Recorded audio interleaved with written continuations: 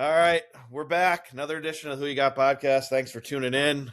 If you have any comments, questions, concerns, you can always get us at whoyougot33gmail.com. Follow us on X, subscribe, hit the like button after watching.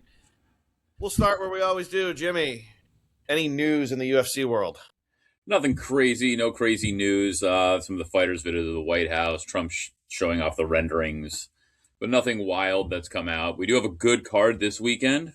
Pretty excited about it. We'll talk about that in a second, but I know you didn't, Greg, but Ryan, did you catch the fight we talked about last week at 9:30 in the morning or not?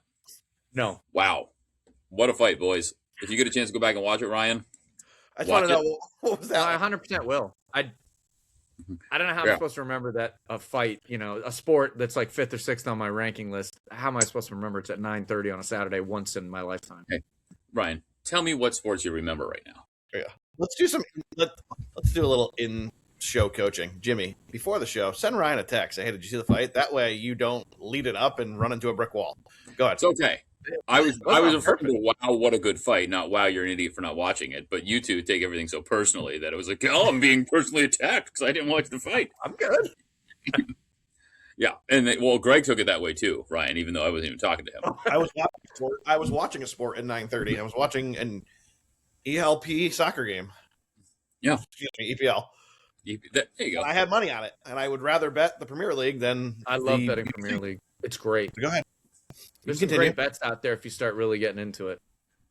Yeah. So we had 2 plays. We went 1-1 on that card. So he followed. We got the winner in with Saltfield. But the fight, I thought there was going to be a knockout for sure because it was 2 260-pound guys that aren't in great shape and just throw leather, somehow made it to a decision, and nobody got knocked out. But our boy Carlos Prates got the victory home so impressively over the former champ and number 1 contender that he's got to be the next on the list after Makhachev defends his belt. The 170-pound division is absolutely stacked. But Carlos Prates beat him up so bad, it was almost tough to watch. JDM is such a tough dude, he just wouldn't quit, but he was hurt everywhere. His leg was basically done. His side was completely red, and he was taking knee after knee to the head, and he just wouldn't quit. Finally, they stopped the fight in the 3rd round, but Carlos Prates looked unbelievable. He's probably going to lose if he fights Makhachev because Islam just holds everybody down, and he's such a great wrestler, he can do that. But if there's anybody that could potentially get this fight, I mean, Carlos Prates has got to be the guy. But this division is just stacked. So that was an awesome fight, and we got it at 9:30 in the morning because it was live in Australia. And unfortunately, because I do like JDM, we're a fan of him on the show, but. Man, the nightmare is for real. So, Ryan, when you get a chance, go back, watch that fight. It is brutal, and it is, Prates is the guy. So it's tough to watch those situations because you do get the comebacks every once in a while, like that Matt Serra fight years ago. So you kind of have to let it go, but it is tough that these guys have basically signed their brain to getting hit, and some of them are tough enough where they can just take so much, but it wears on people, man. You look at some of those boxers, even in their late 30s, mid 40s, like Artie, we've talked about before where their speech is impacted and word recall. Oh, it's rough, man. Well, yeah, no, you're not wrong. And a lot of those, they talk about those concussions aren't from getting, it's obviously bad to get knocked out cold, but it's the continuous trauma when you're not getting knocked out and you just keep getting hit. Right. But I'll tell you, one of the worst parts was watching his legs. Carlos hit him with a couple really good leg kicks. And then he hit him with one, I don't know if it was the 1st, 2nd round that dropped him. You could tell his leg was messed up. I think it was the 2nd round, kicked him again in the leg, and he went down, and he didn't get right up, so he kicked him while he was down in the leg. And his lead leg was just done by the end of it. Like, it was completely done. He was trying to switch stances, but it was big welt on his side. Of all the things that happen in fights, I think that's the worst way to go out. I think, other than like a long, drawn-out, like, beating. But getting those calf kicks that like hit mid calf, or when they start targeting the quad, like the side, like the hamstring, and they just hit that same spot, I don't know, 5 times around, but hard. And while they're doing that, they're peppering something else wherever they're going, and it's just those guys. To your point, they either can't drive into you or they can't get out of the way, and then they take more damage because now that leg doesn't move. Yeah, it was something. So go back and watch that when you have a chance because it's one worth watching. And Prates will probably get a title shot, so we'll be talking about it. So it'll give you some good baseline. So this weekend Greg, you said you were hearing some stuff on VSiN about this. What were they talking about at this card coming up? Just that it's a huge card and two major title fights. So looking forward to hearing what you have to say later in the show. Yeah, I won't give you picks now. Do you want to talk about the fights and then pick them later, or do you want to just? Oh, you can. We'll get back into it when you pick them. Cool. You can break them down and we'll get your pick. Where I want to start the show is the Kentucky Derby recap. You saw what it is to race in a 20-horse field. Golden Tempo, great race. Jose Ortiz, world-class jockey, beats his brother. I won't get into how I did or the thing. The picks we gave out here didn't go our way, unfortunately. Chief Wallaby was right there, but he got boxed in. There's nothing you can do in a 20-horse race. He has a clean path. He's got a real shot to win that race. Most impressive horse to me was Renegade. Renegade proved, oh my God, this is a horse. I mean, he got jammed like we knew he would at the rail, checked up, went all the way back, almost won the race. So Wallaby, great race. Renegade, probably most impressive. And Jose Ortiz sat the perfect trip because he's, like I said, a world-class jockey. The problem here is, once again, I gave this take 365 days ago. I'm going to fucking give it again. If horse racing doesn't get on board and change the Triple Crown schedule, we need to just stop having a Triple Crown. Because once again, our winner's not going to run in the Preakness. Renegade's not going to run in the Preakness. The Preakness is going to be a watered-down race that no one cares about, and it ruins a Triple Crown day of racing. And I probably won't even pay attention to it now. First of all, the card isn't great to begin with because the big card is the Derby, and none of those undercard horses are going to run back 2 weeks later anyways. And now the big horses aren't coming back 2 weeks later. They have got to stop this. You got to run the Derby the first Saturday in May. You got to move the Preakness to where the Belmont is, and you got to run the Belmont on 4th of July weekend. And then you have a Triple Crown. But instead, we do this. And now the Preakness means absolutely fucking nothing. That's the first problem with the Kentucky Derby. The second thing from the Derby that I loved, because it was called out, because as these two know, I used to bet horses a lot. A lot. I enjoyed it. I didn't go real heavy, but I enjoyed betting horses. It was fun for me. But it's very hard to beat because there's a huge takeout, which the general public doesn't usually know, but 20% of those pools usually comes out. That's how the tracks make money. So you're at a huge disadvantage to begin with. But Mike Tirico brought light to something that's been going on that a lot of casual bettors don't know, and it's called CAWs. It's computer-assisted wagering syndicates. And that is why you see sometimes these odds drop drastically right after the race starts. They go around the first turn, and all of a sudden, this horse that you thought you were getting great odds on just dropped to a ridiculous price. This all came to light a little bit. I'll tell a quick story. Del Mar, it was last summer during their racing season. There was a 4-year-old race that went off, and a horse was 18-1. It came around the first turn, dropped to 6-1. And everyone was up in arms going, what the hell? It's because, again, one of these computer-assisted wagering syndicates hammered that horse, dropped it. American horse racing isn't like European. There's no fixed odds. These odds are fluid.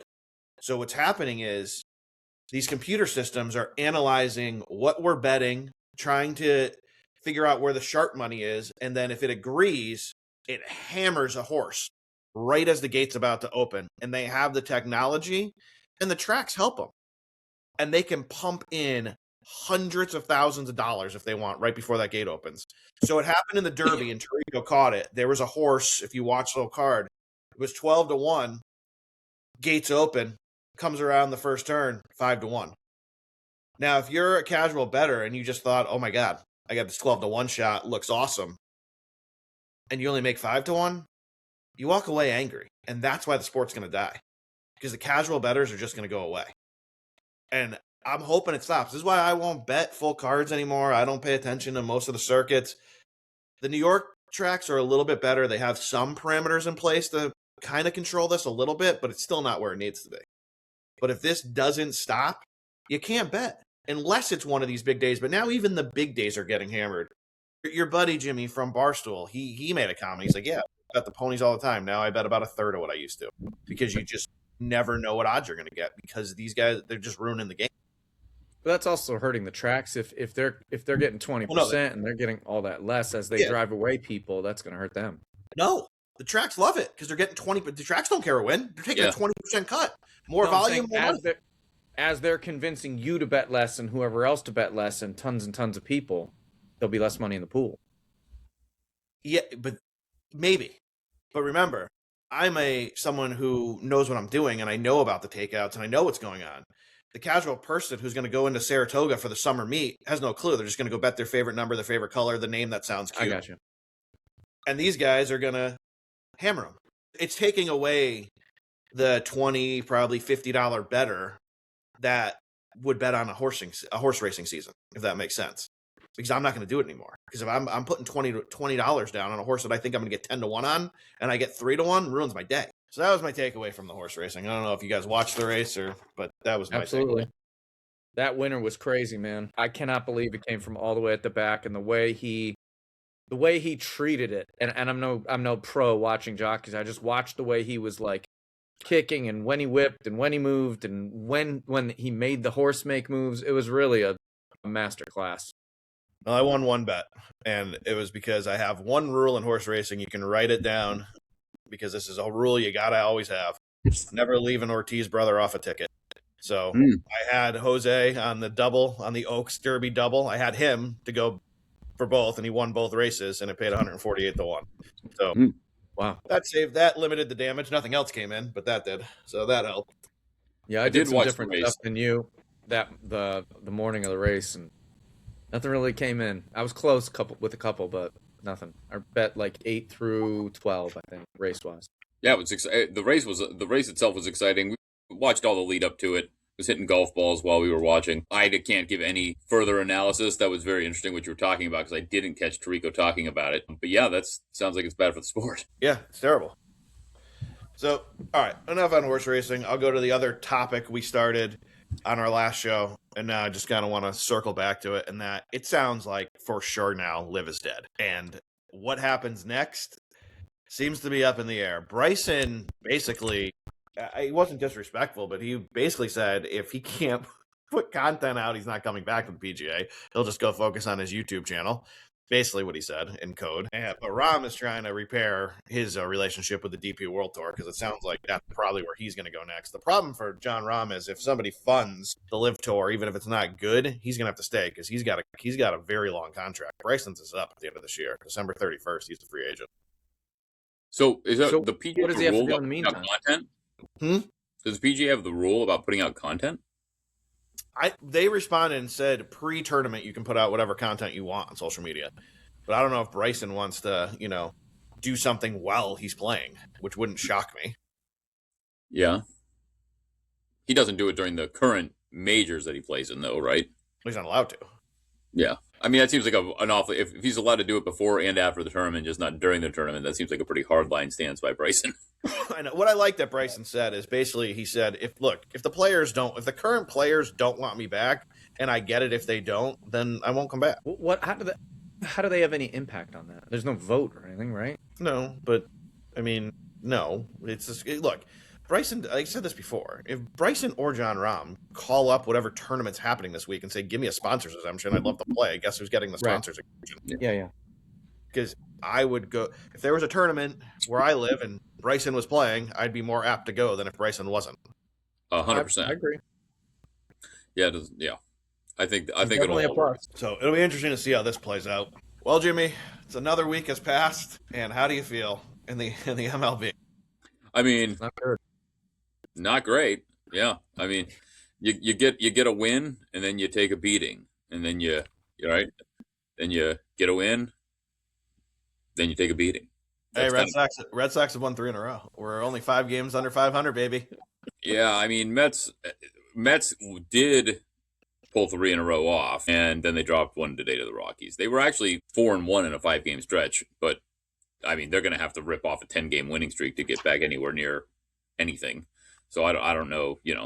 It's not good. 5-5 in the last 10, a lot better than losing 12 in a row. But I don't know how you can feel real great about it. It's terrible. More on MLB futures later. The other thing I wrote down for the MLB is the Cubs are just. I mean, it's unbelievable. They just keep getting injured and losing people, but keep winning. They've ripped off 9 in a row now. They're 18-5 at home. It's unbelievable. Yep, It's like a pitcher goes down every day. It doesn't even matter. All right, that was a great response, boys. Thank you. Hey, the Cubbies. Thank you. No, look. I don't care about the Cubs. Sorry. So I do, but I'm lying if I pretended I paid attention to it. But I've been paying attention to this. The one thing I've been watching is how many American League teams we talked about last time are going to get over 500, and we currently stand at 3, right? And it's just unbelievable. And Tampa Bay somehow is only a game out of first place. It makes those so you got 2 teams here. You got the Tribe at 20 and 19. Yeah, they're one game end of over. list. Right. end of list. No, I honestly think the Central and or the West could be won by an under 500 team. Yeah, it's certainly appearing that way. I mean, it's just bad for baseball in general. Yes. It seems like it. Yes. Unless somehow, some way, these teams get healthier in the playoffs, and we don't. And one of these teams makes a run. I mean, it's basically leading to if the Yankees don't Dodgers, make the Yankees. Yeah. If the Yankees don't make the World Series, then They're not. Something fell apart terribly. No, they won't. They won't. What other teams are people watching now? I mean, I know there's the dedicated fans, but what's real great out there? Those two. I mean, what do you mean for teams? Yeah, just to watch. Like, what are the best teams? Braves. Atlanta's good. Chicago's good, but you know, Cubbies. There's a lot more in the National League, Ryan. My point is, like, the American League is. I mean, maybe they're all so bad that people are paying attention because you're not out of it. I just feel like those are the 2 teams we hear about in the news, the pop culture, the this, that, and the other. You know, LA's I'll tell you a lot of years now, and the Yankees are the Yankees. If the Mets were in the American League Central or the West, I'd be like, yeah, we're fine. We got a real chance. We got a real chance to win it still. True. Or yeah, absolutely. Because you'd only be if you wouldn't even be that far out. You'd be 7 games out. You know. Yeah, a lot of season left. Problem is you're 11 and a half out, and it's May 7th. No, it's not good. The wild part is, for the Mets at least, it's not really a huge pitching problem this year. It's not that they're pitching stellar, but that's not the issue. They can't seem to put the bat on the ball consistently. Yeah, the problem is they're hitting bad. 6-12 at home. That's the other problem you have. Yeah, and you gotta win a few at home. You can't be 6-12. Greg, you have it in front of you. What's their like runs? The stat you talked about. That's plus or their 28 minus 28 run differential. That's a lot. Cool, minus 28. By the way, don't tell people I have it in front of me. I'm gonna make it sound like I know this shit right off the top of my head. What's wrong with you? Don't. He has memorized everybody's differential before the show. I watched you look at it. I don't know. Fucking every show everywhere either has a stat sheet in front of them or somebody that they tell to find the stat. Listen, there's no fourth wall. But there isn't someone going, "Hey, it's right in front of you. Tell the audience." Yeah, I was just assuming. I didn't know. This guy again. We're gonna have to do producing 101. Yeah, maybe Ryan. I think Ryan should be that guy. Ryan, can you find the stat for us? I agree. Ryan, the stat guy. I'll find stats. Sure. I tried that last show. He did pretty good last time. I gave him something to look up. You saw Ted Turner died? I did. No, I didn't. Yeah. Old Theodore. Yeah. He had how old? He had to be 95. 87. Old. I thought older. But yeah, I mean, God, he left his mark on the sports world. I'd say Turner Sports. TNT, TBS. Mm-hmm. What's it? WCW wrestling stuff. He owned that for a while, right? Yep, Before sure did. WWE bought it. No, sure did. I know you guys, and I don't mean to insult this or take this sideways, but you guys like talking the wrestling, and I don't hate the conversation. I think it's entertaining. But do you think he has, like, just the fact that ESPN now has WWE and they have them on, like, Get Up and First Take, like, is that a sign ESPN's in trouble? Like, that the fact that they've had to go to, like, pull WWE in and talk about these events? Because I think ESPN is in trouble. I think that the delivery from social media like Twitter and things like that, or whatever the hell, X, I think we have the access already. We don't need a delivery system like that. I think there's still a huge fan base in the WWE. Like I said a million times, they're going to have to find the next group of young stars.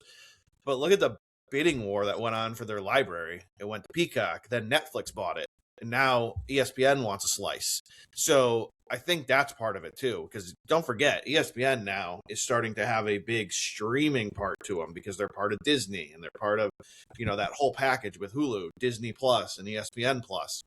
So don't be surprised if we start seeing more and more WWE events on this ESPN Plus, where you can only get it on Hulu.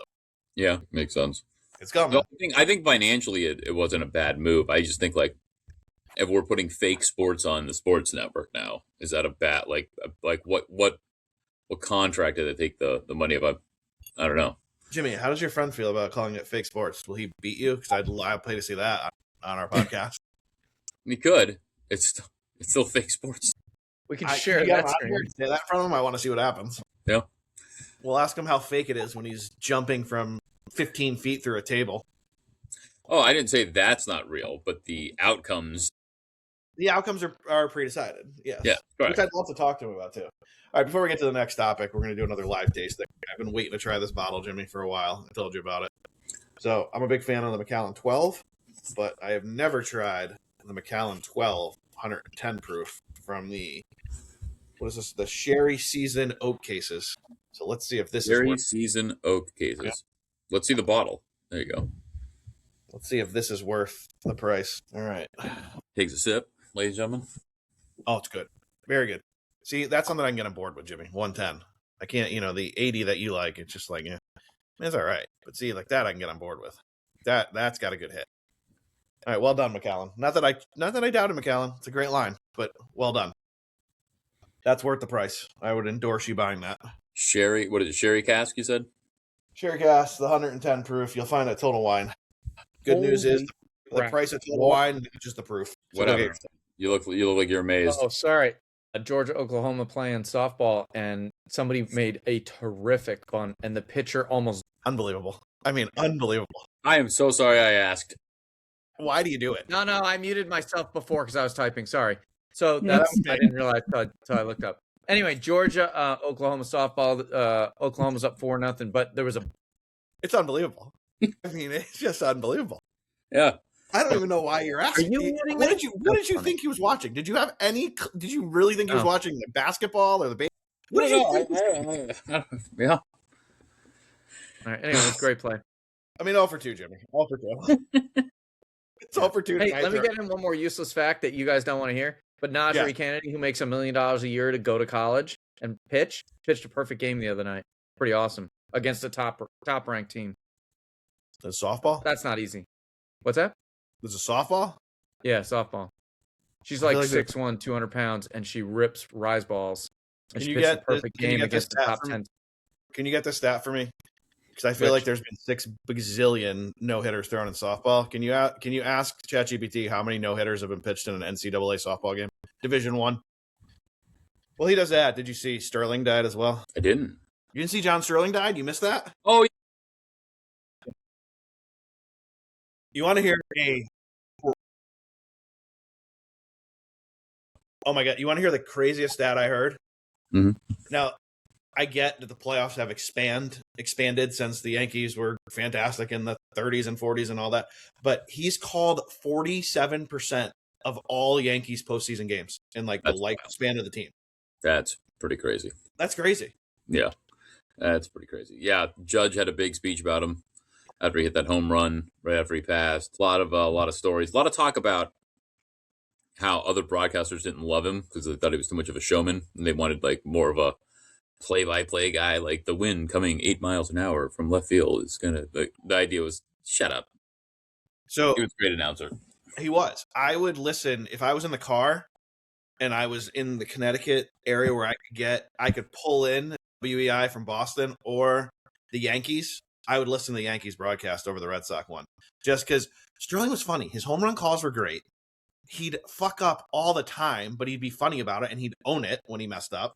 Like there were times where he'd basically go on his home run call, be a fly out the left, and he'd laugh about it. He knew he was great. And awesome. Nothing would be better than when something happened and he'd always be like, "That's baseball, Susan." He was great. You couldn't beat his home run calls. I mean, he had something funny just waiting for everybody. So the answer's basically the NCAA doesn't track it very well. But for example, in these 3 years, in 2017, Division I only had 2 perfect games. In 2018, there were 4. In 2019, however, there were 28. Yeah, so not as rare. A little more than baseball. Wouldn't call it a albatross, if you will, in golf. I haven't heard of a top 20 team playing at their level having a no-hitter. No, I haven't even really heard of many no-hitters. But a perfect game I haven't heard of, and I've watched softball pretty aggressively for 6-7 years. Hey. I feel like I saw a no-hitter in the College World Series last year.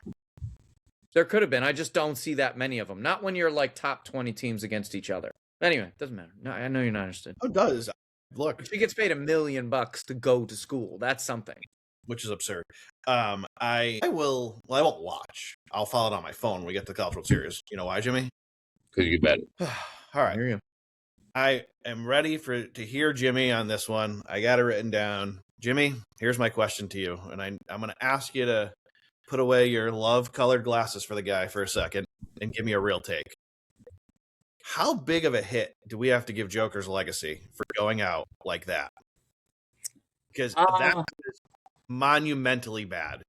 The team's top 2 players didn't play. He lost. He was a 14-point favorite at tip-off? Yeah. I think it takes a hit if they don't bounce back next year. Next year? Yeah, look, I don't think his legacy at this point. He's still a champion. He's still a 3-time MVP. I know you say everybody's hurt, but he had the knee that he came back early from. I think if this continues on and he doesn't recoup, his all-time legacy will take a hit. He'll have been more of a flash in the pan, but he didn't play terrible in the series. The stat line was still really good, and they should have won the game though. I'm not making excuses for him. There's no way with Anthony Edwards and DiVincenzo out, and the other guy didn't play. The one that you pointed out in the show that was having a great series, he didn't play either. Yeah, there's no reason they didn't win the game. They're taking phone calls about everyone except for Jokic to try to rebuild that team. Jokic. They do. Look, Jamal Murray didn't show up. When Jamal Murray doesn't show up, they don't have a chance. They need they need that pick and roll game, and Jamal Murray needs to be great. When they won the title, Jamal Murray was great. When they made the run in the bubble, Jamal Murray was unbelievable. He typically starts out the seasons really slow and comes on at the end. He never really seemed to come on. I think the Cam Johnson actually played well in that series, but he didn't play well up until that series really all year.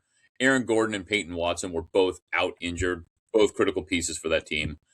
But so was Anthony Edwards and DiVincenzo. They should have won it. There's no excuse for it. But yeah, so he has to come back next year and have a deep playoff run. If he does, his legacy's fine. If he comes back next year and they're not good, they get knocked out the first round again, whatever the case is, his legacy is going to take more of a permanent hit, right? If I can have some 2 cents, I think that's very aggressive. I mean, that guy has been a monster. The season he had this year was ridiculous. I don't have the stats in front of me, but I mean, the triple doubles he had was silly. It's just crazy. And it's been how many years now that he's so consistent. He's a big boy. He can play with the big guys. He can play with the little guys. He can shoot threes. He's an excellent defender. He gets in people's heads. He gets steals. How many big men are getting steals? Not blocks, but steals. You're not wrong about any of this, Ryan. I think where I'm going with it though is we were talking about him as being a top 5 big man of all time, right? So his legacy will still be cemented as he's one of the great players. He'll probably be a top 25 guy or top 30. But there was talk, is he the best big man ever at one point, right? So if he wants to be in that top 5 conversation, then he's going to have a comeback show. And I'm not saying he has to win another title necessarily. He's got one. A lot of great players never got a single one. But he's got to make some noise. And last year they didn't win, but they took OKC to a Game 7 after they won a tough series.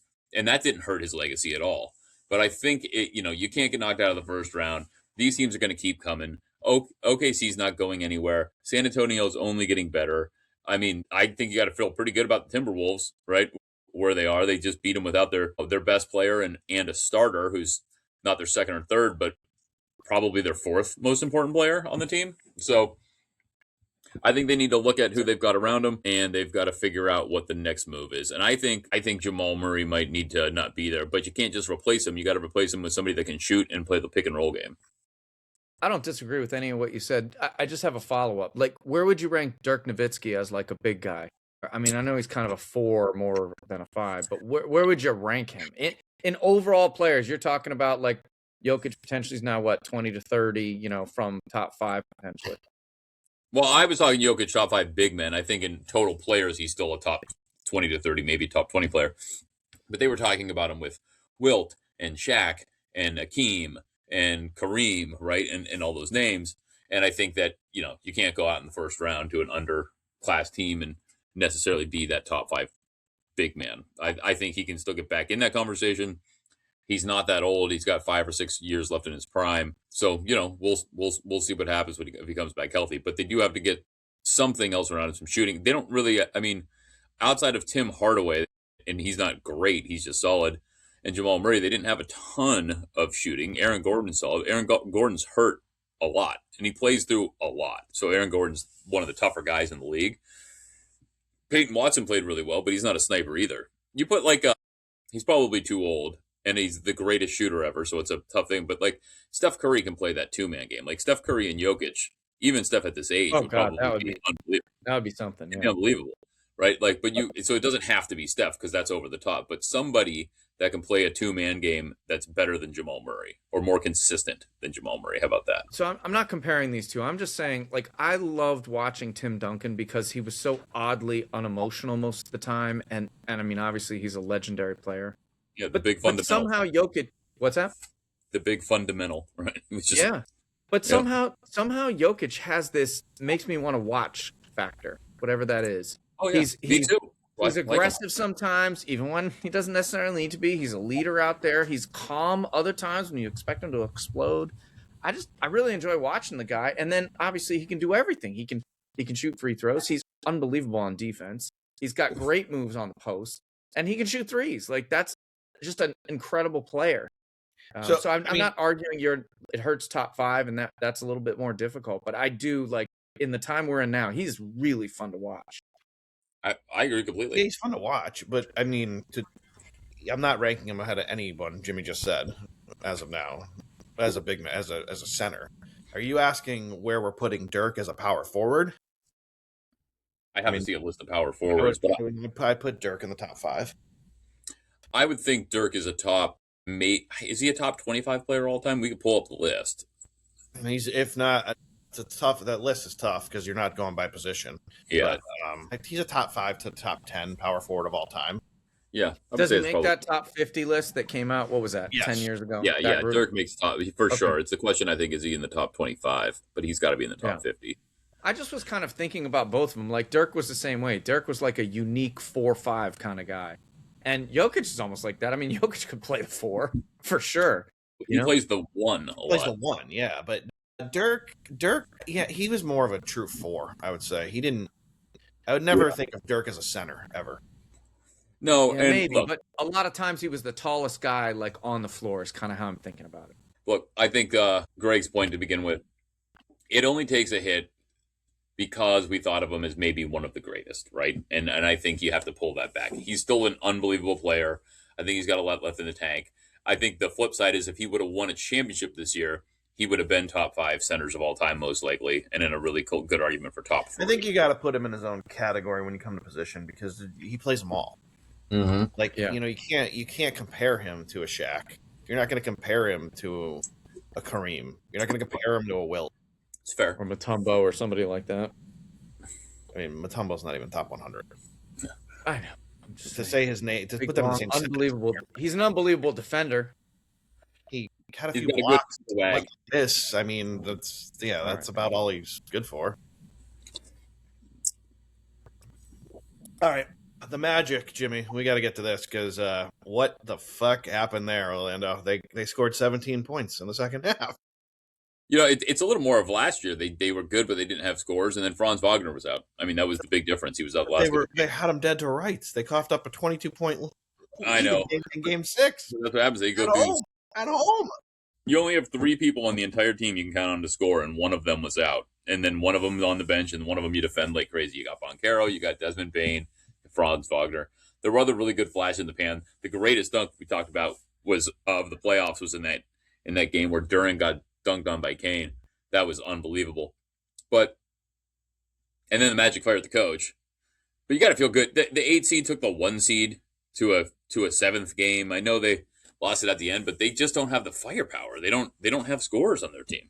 They've got a lot of people that play really hard, but they go through. It happens throughout the year. They go through these droughts where they score nothing. It's right. Yeah. I mean, to score 17 points on the second half of a playoff game at home is, borderline. It's impressively bad. Yeah. And I don't know if that's more credit to the Pistons or you just absolutely threw up on yourselves. I think it's more they threw up on themselves. Like I said, that's kind of the knock on them this year is they go through these spurts where they just can't score the ball, which is a big deal. Pistons have the good defense, and then you just shit the bed and can't hit the basket. That's you combine those things, you get a 17-point. Yeah. Yeah.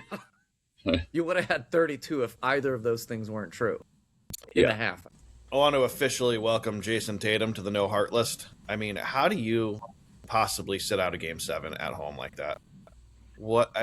Just absolute disgrace. And there's been a lot of it this year in the NBA with these stars not just sacking up and playing. I mean, disgusting. Trade this guy. I'll give Tatum a pass. He blew out his. This ain't fucking Erie.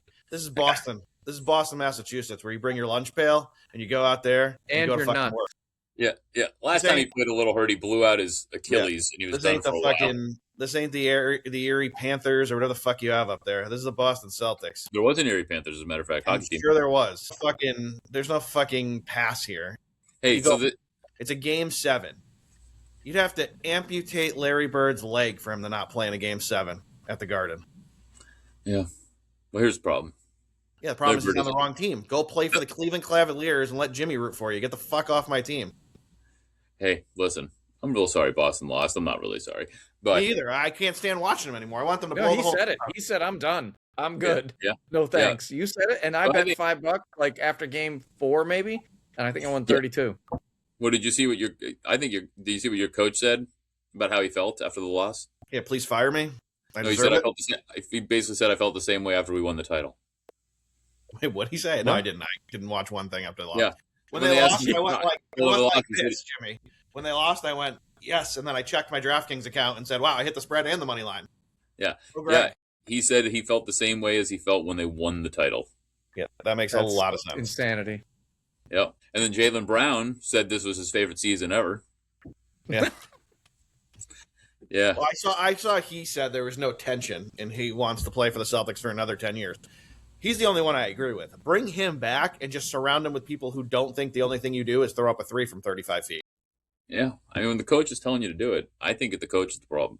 I'm sorry. You're the leader of the team, captain of the team. You play game 7. I don't want to hear it.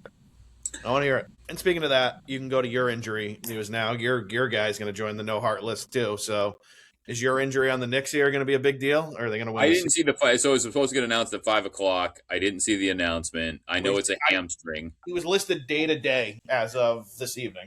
Yeah.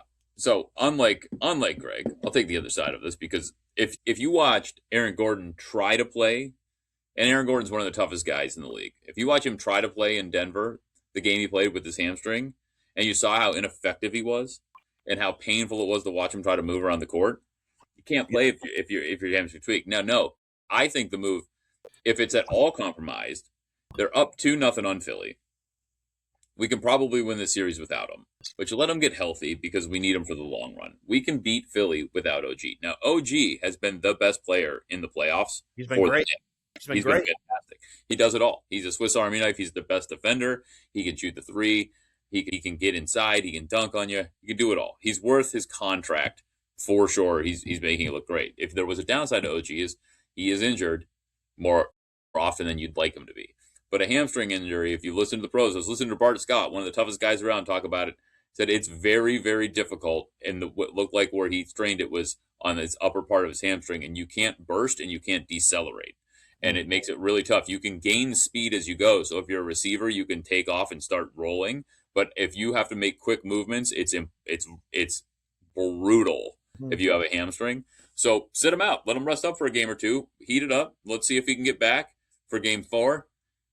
If he can't, game 5. I think worst case scenario, we split with Philly and we come back to New York up 3-1, worst case scenario. And then you see what happens. But we need him healthy. Assuming they get by Philly, which isn't a given, but assuming they do, and they face Detroit, you need him against Detroit at close to full tilt as you can get. So I heard you were looking at it. Is there any update, or is he still listed day to day, or is he officially out game 3? Oh, let me find it again. All right, well, you're looking that up. Did you see the Bucks owner finally came out and said, look, this Giannis bullshit needs to be cleared up by draft day. He wants to know, you're staying, you're going, what are we doing? And I want it done by the draft. Yeah, I did see that. It's Haslam. So yes. which makes sense. You want to know what you're doing before. Hell yeah. But to finally give an ultimatum back to the player is basically saying, all right, good. Tell us what you want. We're going to do it by the draft because there's enough of this with you. Yeah, and they hired what's his name, the guy that used to coach Memphis, and they told him that going in, like Giannis may or may not be here, and so it seems like they've been pretty transparent about it. So, but yeah, I mean, look, I think that take what you can get for him at this point because since Giannis won the title, you want to talk about a guy that misses a lot of games. I'm not questioning whether he's hurt or not, but it doesn't matter whether if he's really hurt, he's still really hurt all the time now. Think about how much time he misses. Now, he said at the end of this year he wanted to play. He was ready to play, and they just didn't play him, which may be true, but there was a lot of time that he wasn't able to play.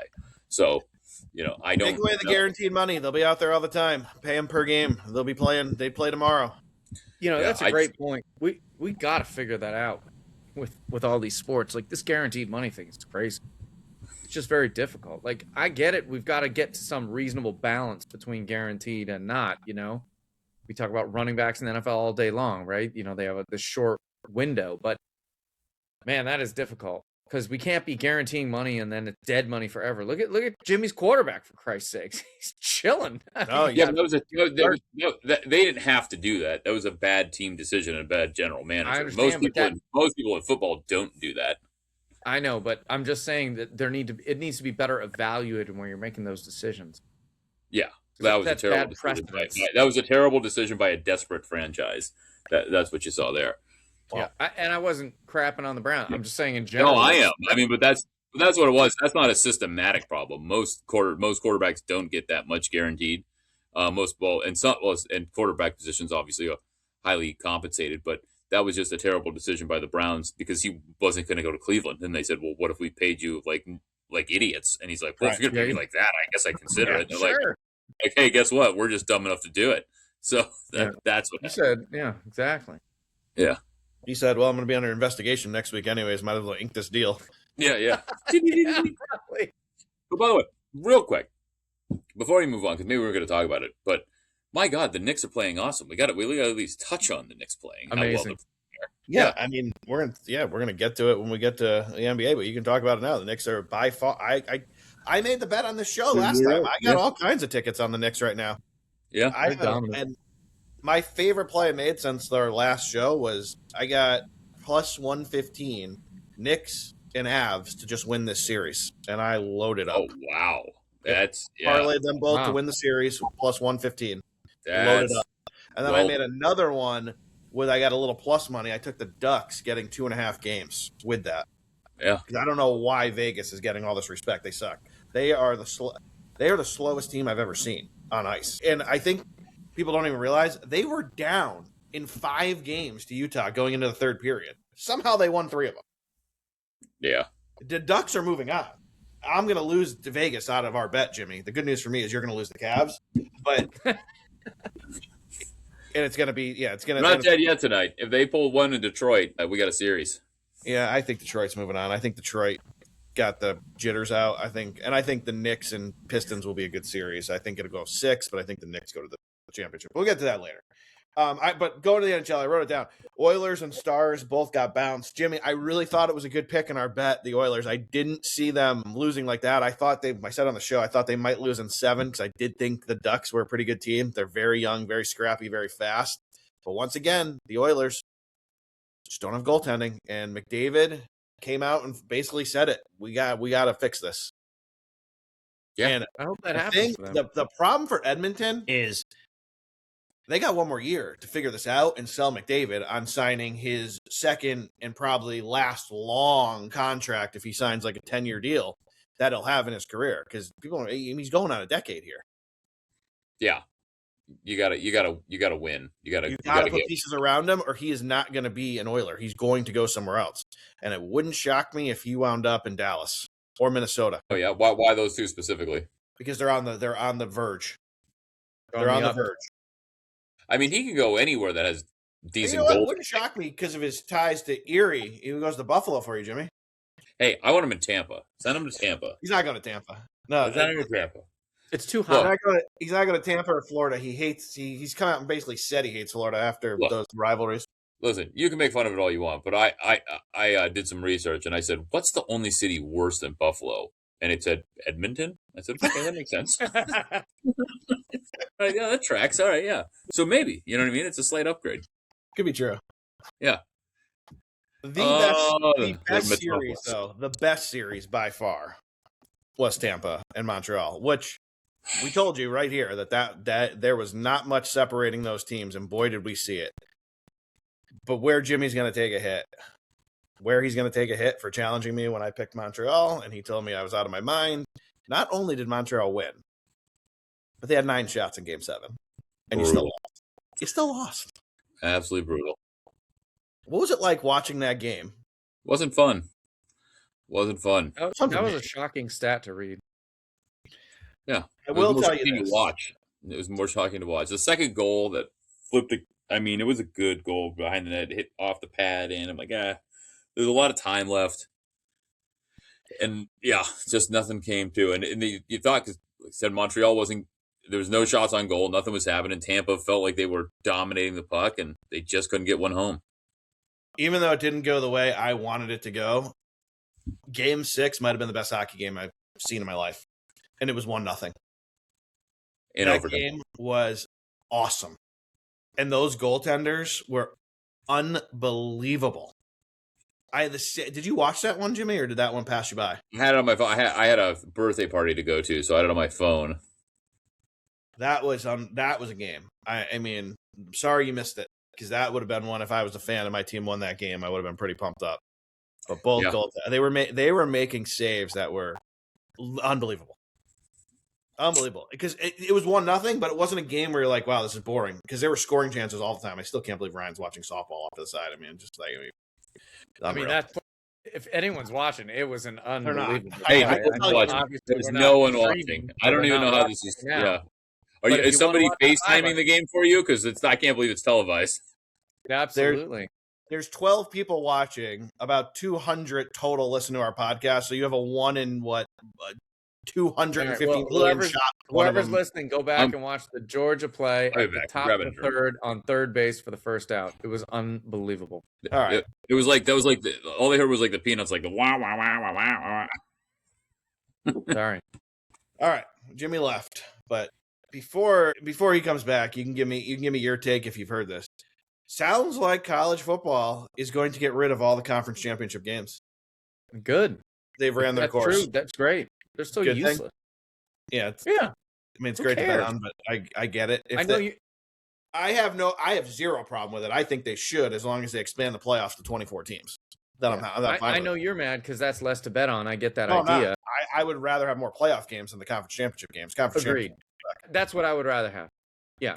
Forget that 1 week. I mean, I just hope they do it this year. I hope if they're going to.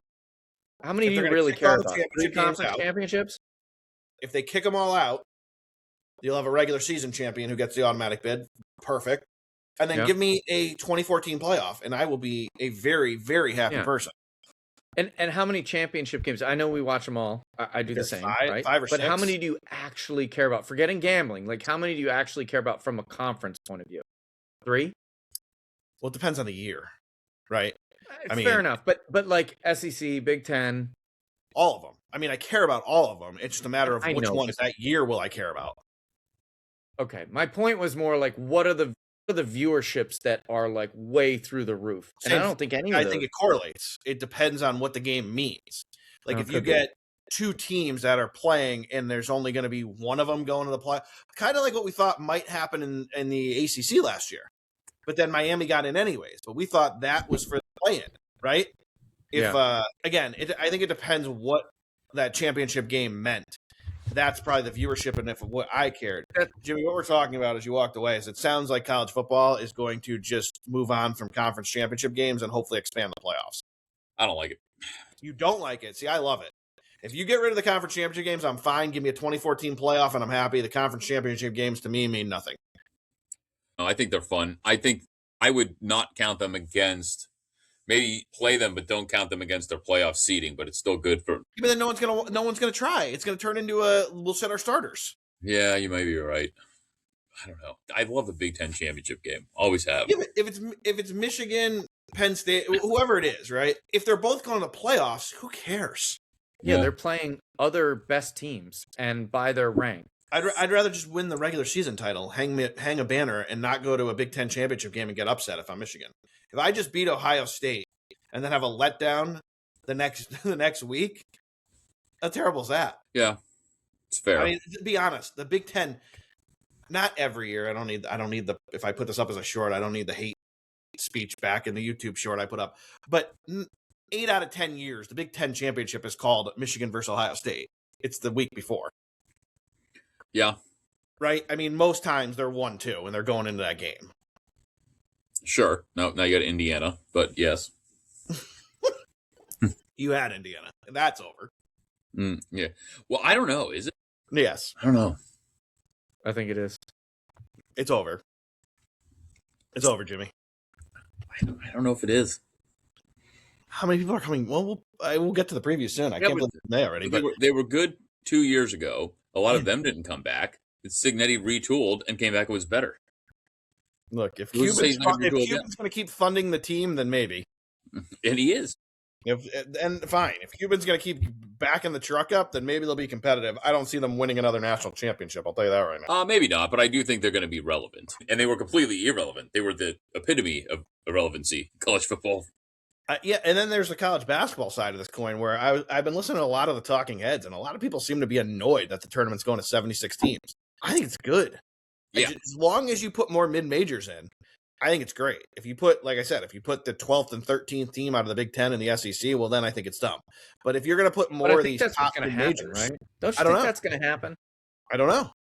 Find out. It's going to be up to the selection committee. Hopefully, we're still going to have 64 teams in the actual tournament. It's going to be more play-in games, which I'm okay with. It's just more excitement the week of the week, right? More to bet, as Greg would say, leading up to it. Yeah, if you're going to fucking play, this is what I'm saying. If you're going to Dayton and you're going to play 2 games each day, you might as well play 4. Yeah. Give me the 12, the 2, remember like we used to have, Jimmy, when we were growing up, you'd have the 12 slate, the 2 slate, then we take a little break on CBS, then you come back at 7:15 in the night games. Because you didn't have all the networks. You'd watch this one shitty game they gave you on your regional, and then you'd watch. I couldn't believe the year they finally put up the bar where you could see all the other scores. Unbelievable. I was like, this is great. I'd be so annoyed if I got like the 1-16 game and there was like a great 8-9 game going on, and I had to wait for them to throw it to the studio, and finally Gumbel would be like, all right, we're going to go out to the game that's only a 1-point game now, and you don't have to watch the 30-point blowout anymore. Yeah, that's funny. We've come a long way. We sure have. But yeah, I mean, if you're, like I said, if you're going to play 2, why not play 4 each day? What is the big deal? Just make it the right 8 more teams. That's all. Just make it the right 8. Give the mid-majors a chance to be a Cinderella. Right? Yeah. Because I always go back to, could you imagine if Davidson got upset in their championship game and Curry didn't go on that run to the Elite 8 and have the chance to hit that half quarter against Kansas to maybe go to the Final Four? Because they would have never put him in. Yeah. They wouldn't have. They're Davidson. Yeah, I mean, they haven't had mid-majors a chance. Or since that. Right. Like, St. Mary's and Santa Clara, and Santa Clara was more, this year was like kind of the one-off. They got 3 in. But St. Mary's, let's be honest, they're good. They're a good little program, but they trail Gonzaga. So they play Gonzaga. They beat Gonzaga once, so they get in. Yeah, right. Gonzaga's the reason they get in. Gonzaga's gone now. Gonzaga's off to the pack, whatever. But that's why they get in. So give more mid-majors a chance, because you never know what you have. And some of these 1 seeds in these tournaments, they get upset in their conference tournament of these 1 league bids, right? We don't get to see them. So now maybe put a little bit more of the regular season champs in, give them a shot. I can't argue with that. I'd rather see another Missouri Valley Conference team in there, like if Northern Iowa didn't win, throw someone else, throw them in. You know what I'm saying? Mm-hmm. Yeah, I've got zero issue with that. I know there was that debate out there, but when I heard initially that they were expanding it, I had that same reaction, like, come on, what are we doing? But then when I heard how they were doing it, it's just more play-in games before the real tournament kicks off. I'm like, yeah, why not? Who cares? Why not? Right. Like, you're doing 4 a day at every site anyways. Just do it both. Maybe they'll have 2 sites. Who knows? Maybe they'll do 2 sites now, and they'll do Dayton and somewhere else. Who knows? Yeah. And now your first 4 in, first 4 out, it'll just move down. Now you'd be arguing further down the line, but the argument will get less and less. Yeah, of course, depending on how they do it. All right. some NFL news, and you kind of, Ryan started talking about it. Jimmy, you probably don't look. I'd be shocked if you did. What do you think the odds are right now on Watson Sanders, who takes the first snap week 1? And what would you make them? And I'll tell you what they are. Based on how the coach was talking, I would make Watson minus 140 and Sanders plus 250. Hey, minus 140 plus 110. Yeah, I was gonna go less on the plus. Sure. Yeah, I think they're stuck with that guy. They're paying him $50 million. Well, that's what it is. I think the best bet on the board in this market is Watson. He's taking the first snap. You paid him $7 gazillion. You're going to get every little ounce you can out of him. Yeah. And if you had one argument, I think I said this on another one of our shows, but he's in a contract year, so maybe he comes out and plays football. I was listening, and someone said this too. Well, if all things are relative and they both played to their actual ability, Watson is so far better than Sanders, it's not even funny anyway, so you might as well take the shot. That was the whole argument. Like, we've seen him be this good, and a new coach comes in and thinks to themselves, well, we've seen this before. Like, could we possibly see anything resembling it again? Because he was a top 5 quarterback when Cleveland signed him. You could argue he was top 3. Like, he was that good. It's hard to remember back to that, but he was awesome. He was absolutely fantastic at football, not as a human. But he was really, really good, and that's why they paid him all that money, despite all of his off-the-field bullshit. And he just was never good at football. Like, he just never returned to being Deshaun Watson. He even had the balls to say, I'm not a running quarterback. You might not be a running quarterback. You were very accurate, and you had a hell of a cannon, but you also had athletic ability. You were a dual threat. Shut up and play, and do it. Like, if one's not working at all, go to the other. I'm not saying I'd much rather have him bombing the ball downfield and not getting hurt. But if it's not working and you're unbelievably inaccurate that game, run the ball. Right. Agree. All right. Here's the other one for Jimmy, because you love this guy too. Should the Bucs lock up Baker long term? He's going to be next year. Yeah, I mean, long term, like a 5-year contract. Yeah, 5 or 6 years. He's probably looking for a couple $100 million. You should. And you should, because he's proven to be pretty durable. He's an above average quarterback. And like we've talked about, there's not 32 people in the world that can do this job well. If he's a top 15 guy, how greedy are you going to get, right? And say, we're going to hold off for what, right? He's keeping you relevant. He's a good guy for the franchise, right? He gets the fans going. He's I don't see why you wouldn't. If they don't want him and they want to send him back to Cleveland, I'll take him back. I didn't want to lose him to begin with. I thought, I'm saying it on the show, since it happened, he got a raw deal. His last year, he had a separated shoulder. He did. And he tried to play through it, and he got penalized for it. Yeah, they should have started. Yeah. I was pissed, too, because he wasn't good. He was floating everything over the middle because he didn't have any follow-through. And they had Case Keenum on the bench, who their coach had taken to a NFC championship game, who was like a poor man's Baker, like similar game. Like, put him in with that roster you had around him, and have him not make mistakes. But, Baker's penalized. They signed Deshaun Watson. It's worked out like super good.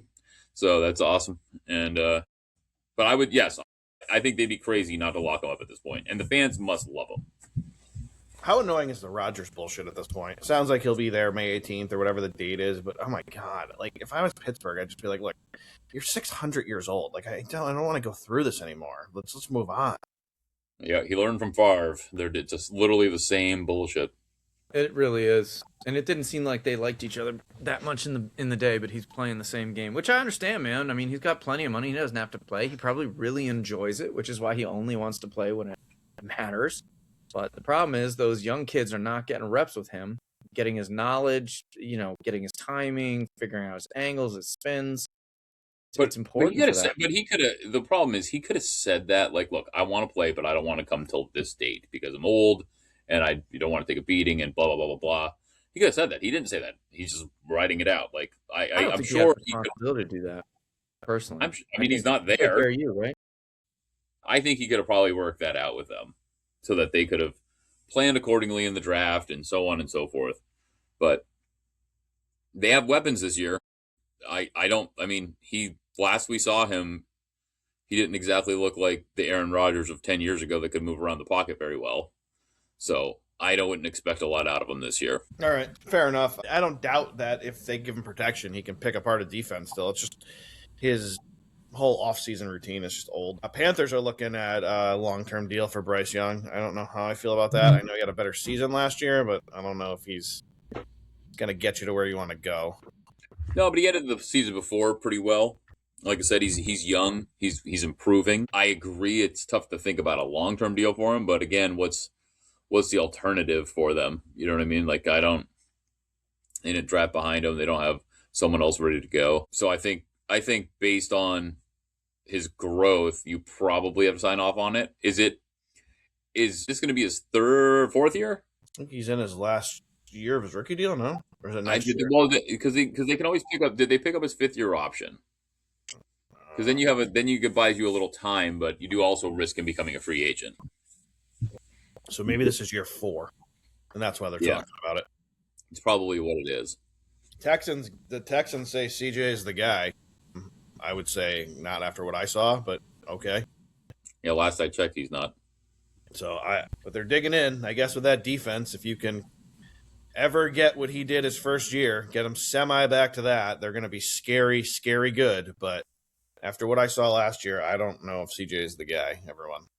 Yeah, I'd be worried about it because what he was that first year was really accurate and made really good decisions. And it seems like that's just kind of gone away. Like he's almost like playing scared. Back to Bryce Young for a sec. Panthers picked up his 5th-year option recently, which keeps him under contract through 2027. It's roughly worth $26 to $29 million. So this is year 4, and they're looking to just restructure and go long term. Again, he's getting better, but I mean, maybe you get him now and you don't have to pay him some crazy max deal if you extend him sooner. But if he comes out and he has an unbelievable season, you're going to be on the hook for the next biggest contract in the NFL because that's just how it works with quarterbacks. The next one up. So, Ryan, what's going to happen? What is going to happen next in this Vrabel saga? Because every day I just scrolling on my phone and there's something else that pops up. I saw today's news was there was a video of him when she was 7 months pregnant getting on a boat in Tennessee together. Just the two of them on a boat rental. Really? My question is, when does her first son, who by the way is named Mike, who she claims is not named after me, when does it come out that might be his kid? When do those? I know the rumors are already flying, but when does that come out? Is that the next big shoe to drop? I don't know how we get involved in these things. It's crazy. Anything could pop out at this point. It's crazy. How these people that are so successful and seemingly such honorable people have these skeletons or whatever else you want to talk about. I don't know. It's weird. It's crazy. How did somebody have all of these videos of them? That's another problem. Wonderful question. Like, where is this all coming from? It's unbelievable. It's like every day it's something new. Yeah. Greg, you want to come with me on vacation? I just need you to film me cheating on my wife. And if you could keep that for a little bit and then post it like 4 years from now, I'd really appreciate it. I mean, if you were a head football coach, I'd take you up on that deal. And I wouldn't wait 4 years. I'd call TMZ the next day after I taped it. I'm not Jimmy, bird in the hand. You know what I'm saying? Yeah. Say, look, I got a video you might want to see, Miss. They were the only two people on board for 2 to 3 hours. I wasn't making it up. Oh my god! 7 months pregnant. Do you think she was breaking it to him out on the lake? Hey, Mike, this might be breaking it to her. I think. Something was getting broke. She might have said, "Hey, Mike, this might be a problem. This might be yours." Dude, I'm not a month late. I'm 7 months late.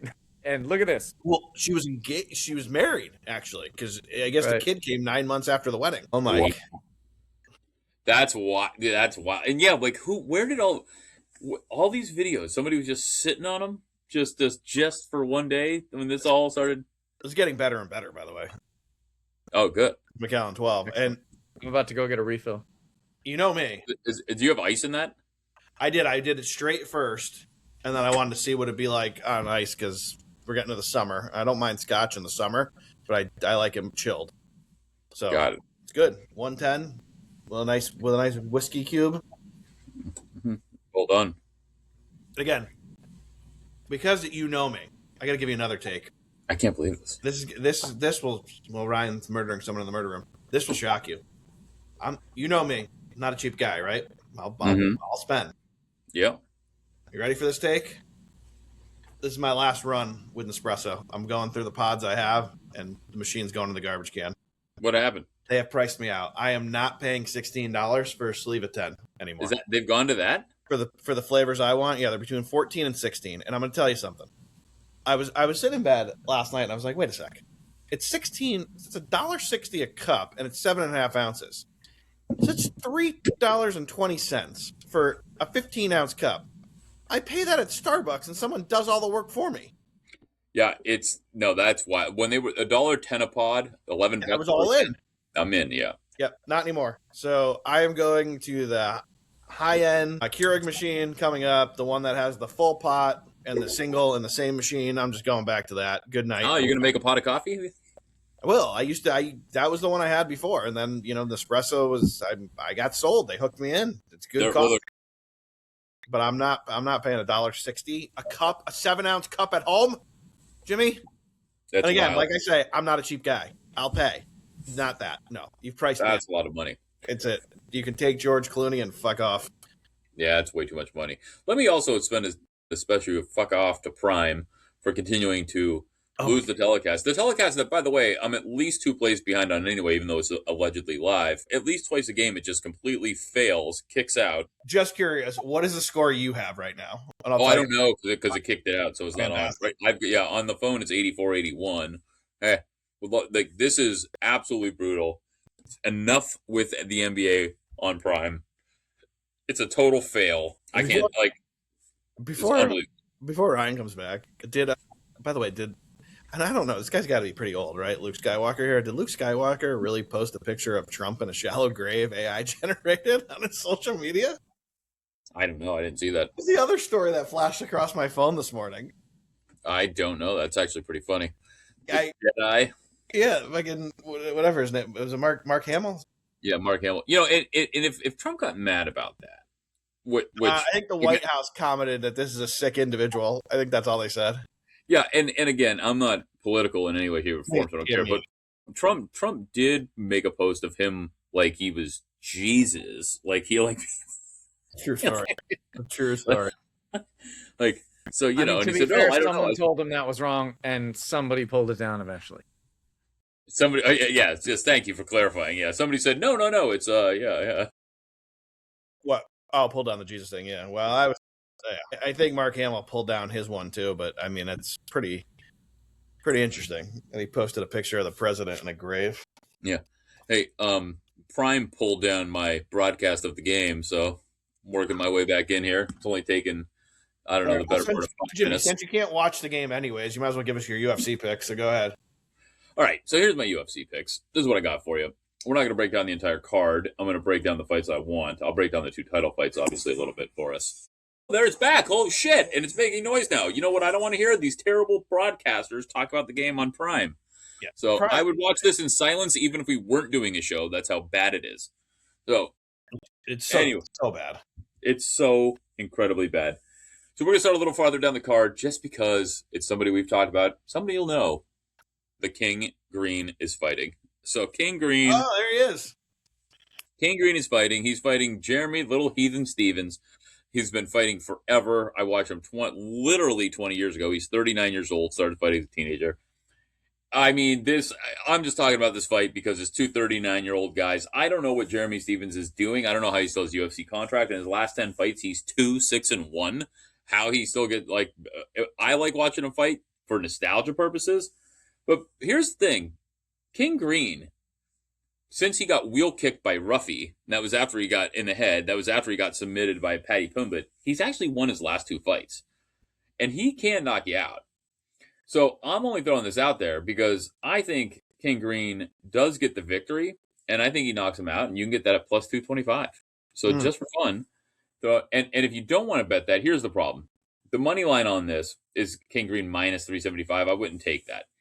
I think you could take the over 2.5 rounds at minus 160 if you don't like that. I think that's a pretty fair bet. Jeremy Stevens is a tough guy. He learns how to survive. I would take one of those 2 plays. Maybe I haven't decided yet, but either take over 2.5 rounds and lay the 160 or take King Green by knockout for plus 25.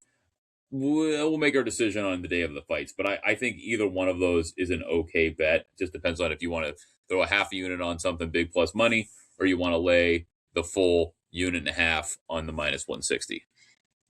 So that is number one, and that's just a fun one to talk about. Number two, we've got Sean Brady, Joaquin Buckley. I talked earlier on about how this 170-pound division is absolutely stacked. Joaquin Buckley, Sean Brady was at one point the top-rated guy or the number 2 guy in the division. Then he got beat by Michael Morales, who is a absolute terror. This is another guy at 170. He's undefeated. The guy's just killing people. If you look at Brady, he's 18-2. He's 2-5 and 2-3 in his last 5. He also lost to Bilal Muhammad, who I've said I like him. Very good fighter. Was a champ. Never defended his belt. He wasn't going to be an all-time great champ. He won the belt and then lost the belt and then lost another fight. So Brady's losses, you can forgive the Morales loss, but I don't think the knockout to Bilal was very great. Joaquin Buckley just lost to Usman. He didn't just lose. He lost last Father's Day, I think it was. It was so it was basically a year, 11 months ago. But he's tough. He knocked out Stephen Wonderboy Thompson. He knocked out Vicente Luque, and he knocked out Colby Covington. Now, Colby Covington was close to the end, but whatever. That's neither here nor there. So I don't know why the line is like this. Sean Brady's really tough, but I think he loses his fight. So give us Buckley at plus 142, straight up to win. You want to get into who's going to win by whatever knockout, you go for it. But I'm taking Buckley plus 142. I think Sean Brady loses his second fight in a row. I think he goes 3-3 in his last 6. I think he's really tough. When the competition really stepped up, I think he's going to start to lose. So that's number 2. The other 2 fights, I'm not going to break down the Volkov Cortez Acosta fight. Think it'll be a good fight. We're not going to get into it. We're going to get into the main event next, and then we're going to go to the co-main event, the second to last fight. So Khamzat Chimaev's fighting Sean Strickland. Sean Strickland, we've talked about him famously, complete asshole, but he's a tough guy. He just knocked out Anthony Hernandez. I thought Hernandez was going to beat him. I'm very surprised he didn't. Anthony Hernandez has a motor like no other, and Strickland got him out of there. He lost to DDP, so he lost to Duplessis twice. He fought him the previous 4 fights. He fought him, lost the unanimous decision, or lost the split decision, and then lost the unanimous decision to him. He won against Israel Adesanya and Paulo Costa. So he's beaten really good fighters, and he's lost to really good fighters. Chimaev is unbelievable. His first 3 fights in the UFC, he had a fight. He had multiple fights. That each fight, he got hit 3 times. He's such a dominant wrestler. He had one fight, I think he got hit once. Like, he just came in and it was almost one of those flawless performances where he, like, from a mixed martial arts standpoint, where you're like, this is unbelievable. He's 15-0. The guy's just an absolute beast. So I'm sorry. This is one. Yeah, no, 1 time. So the guy's just an absolute beast. So when you're thinking about this fight, you gotta think, wow, there's no way Sean Strickland has a chance. Doesn't make sense. And this is 185. I apologize, not 170. You got to think to yourself, this guy's got no chance. But a bunch of pros are picking Strickland to win, and I can't figure out why. On paper, he's got no chance. According to Vegas, he's got absolutely no chance. Chimaev's minus 575. Strickland's plus 425. I don't get it. I think the only chance Strickland has is to knock him out, because he's not going to out wrestle him and he's not going to out grapple him. So if you think he's going to win, he's not going to outpoint him. Take him at plus 900. So that's our pick. It's a half a unit on Strickland plus 900. Plus 900. Giving out plus 900s is awesome. I'm giving him out a half a unit on Strickland, knocking him out on plus 900. Now, I think the smartest bet is probably, you can't bet Khamzat at minus 575. To submit him is minus 105, and decisions plus 300. It's a 5-round fight. I got to think that if Khamzat wins, he's going to submit him at some point. So I'd probably take the 105 on the submission, though I'm interested in the plus 300 decision. I don't think he's going to knock Strickland out. But I'm not. I'm going to put a half a unit on Strickland plus 900. Put a full unit on it if you want, just for fun. But take Sean Strickland, KO plus 900, just for fun. Because if he does win, like some of these pros are picking, I think that's his only match. And I apologize, we're into the 185 division here. Now we'll roll to our last fight that we're going to talk about. It's not the final fight, it's the second to final fight, but we're going to talk about it because Greg and I have been talking about Josh Van for a while, and he's fighting here. He fought 8 times in 2 years. 8 times. He's 24 now. He was 22 when this started. After we picked him to beat Bruno Silva, I said on the show, the guy's going to get a title shot, and I just think he's going to be the champ. And what did he do? He got a title shot, and he became the champ. First, he beat Brandon Royval, who was the top-ranked guy, unanimous decision. Then he TKO'd Alexander Pantoja. Now, it wasn't really a TKO. Threw a kick. He threw Pantoja. Pantoja, I think, basically broke his arm or something on the way down, but he still did it, and he won the fight, even though it wasn't an extremely exciting way to do it. But Josh Van has looked awesome. Now he's fighting Taira, who's 18-1. The guy's a badass. He just knocked out Brandon Moreno. Brandon Moreno was a great flyweight, but he's a little long in the tooth for that division. He's still a young guy, but he's lost his top contended fights. However, he did lose a split decision to Royval, who Joshua Van beat up pretty good. And because we've been on the Joshua Van train, and we're going to take Van. Here's the problem. Van was supposed to be on a card about a month ago and was hurt, so they pushed it back a month. I can't figure out why we're getting plus money on Josh Van after all that I just said. So the only thing I can come up with is maybe he's still a little compromised and somebody knows about it. But my God, give me Josh Van plus 136, the guy we've been touting that's going to be the best. The guy that fought 8 times in 2 years, that's insane, won them all, and just beat the top contender and then took the belt. You're going to give me plus money on that guy? That's multiple unit play. So give me Josh Van plus 136. Wow. All right. I love the plays. I need one final take, Jimmy, from you. Okay. And it's a comment from a listener, and I like your take back. Are you ready? Mm-hmm. It's gonna hurt a little bit. I'm not gonna lie. Suzanne from Long Island writes, if Greg talks about wrestling or Jimmy talks about UFC one more time, I'm turning off the show. Hey, I'm impressed you had it on to begin with.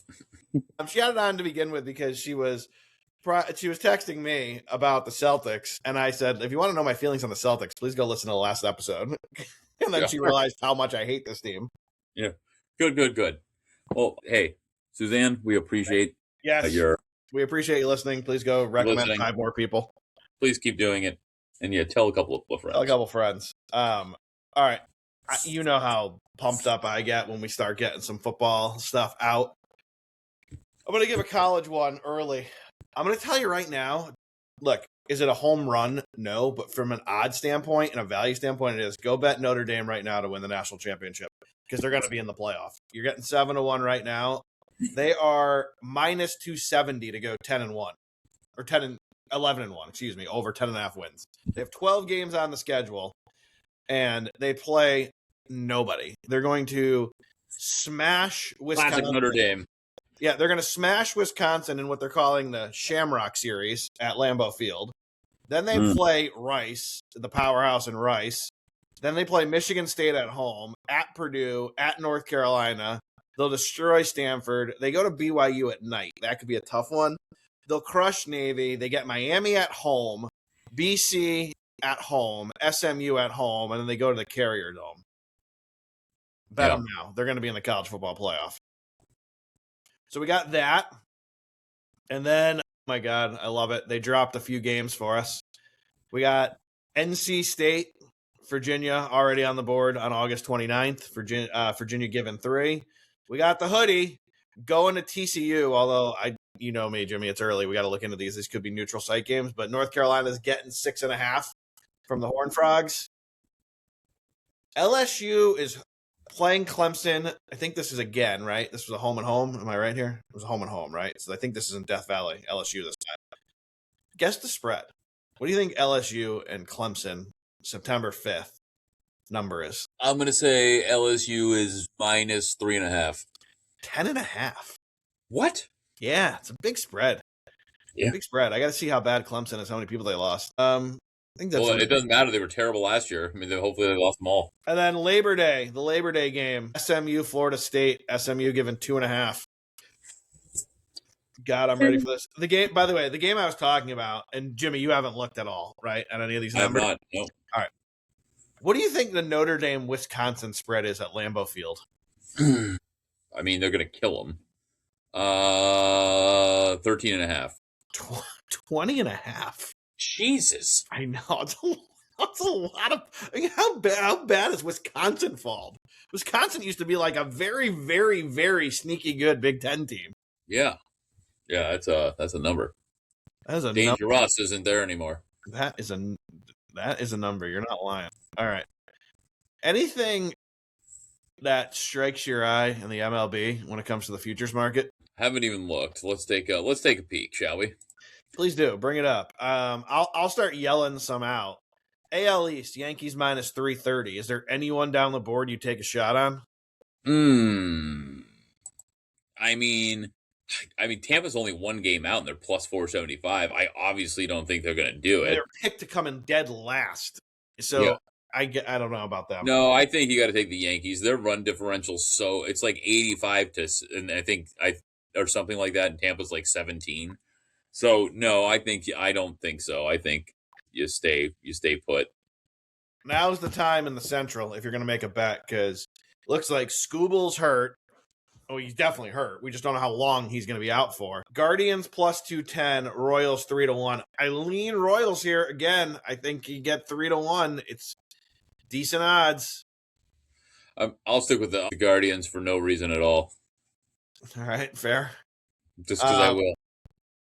They always seem to be there. I'm sticking with my pick here in the West.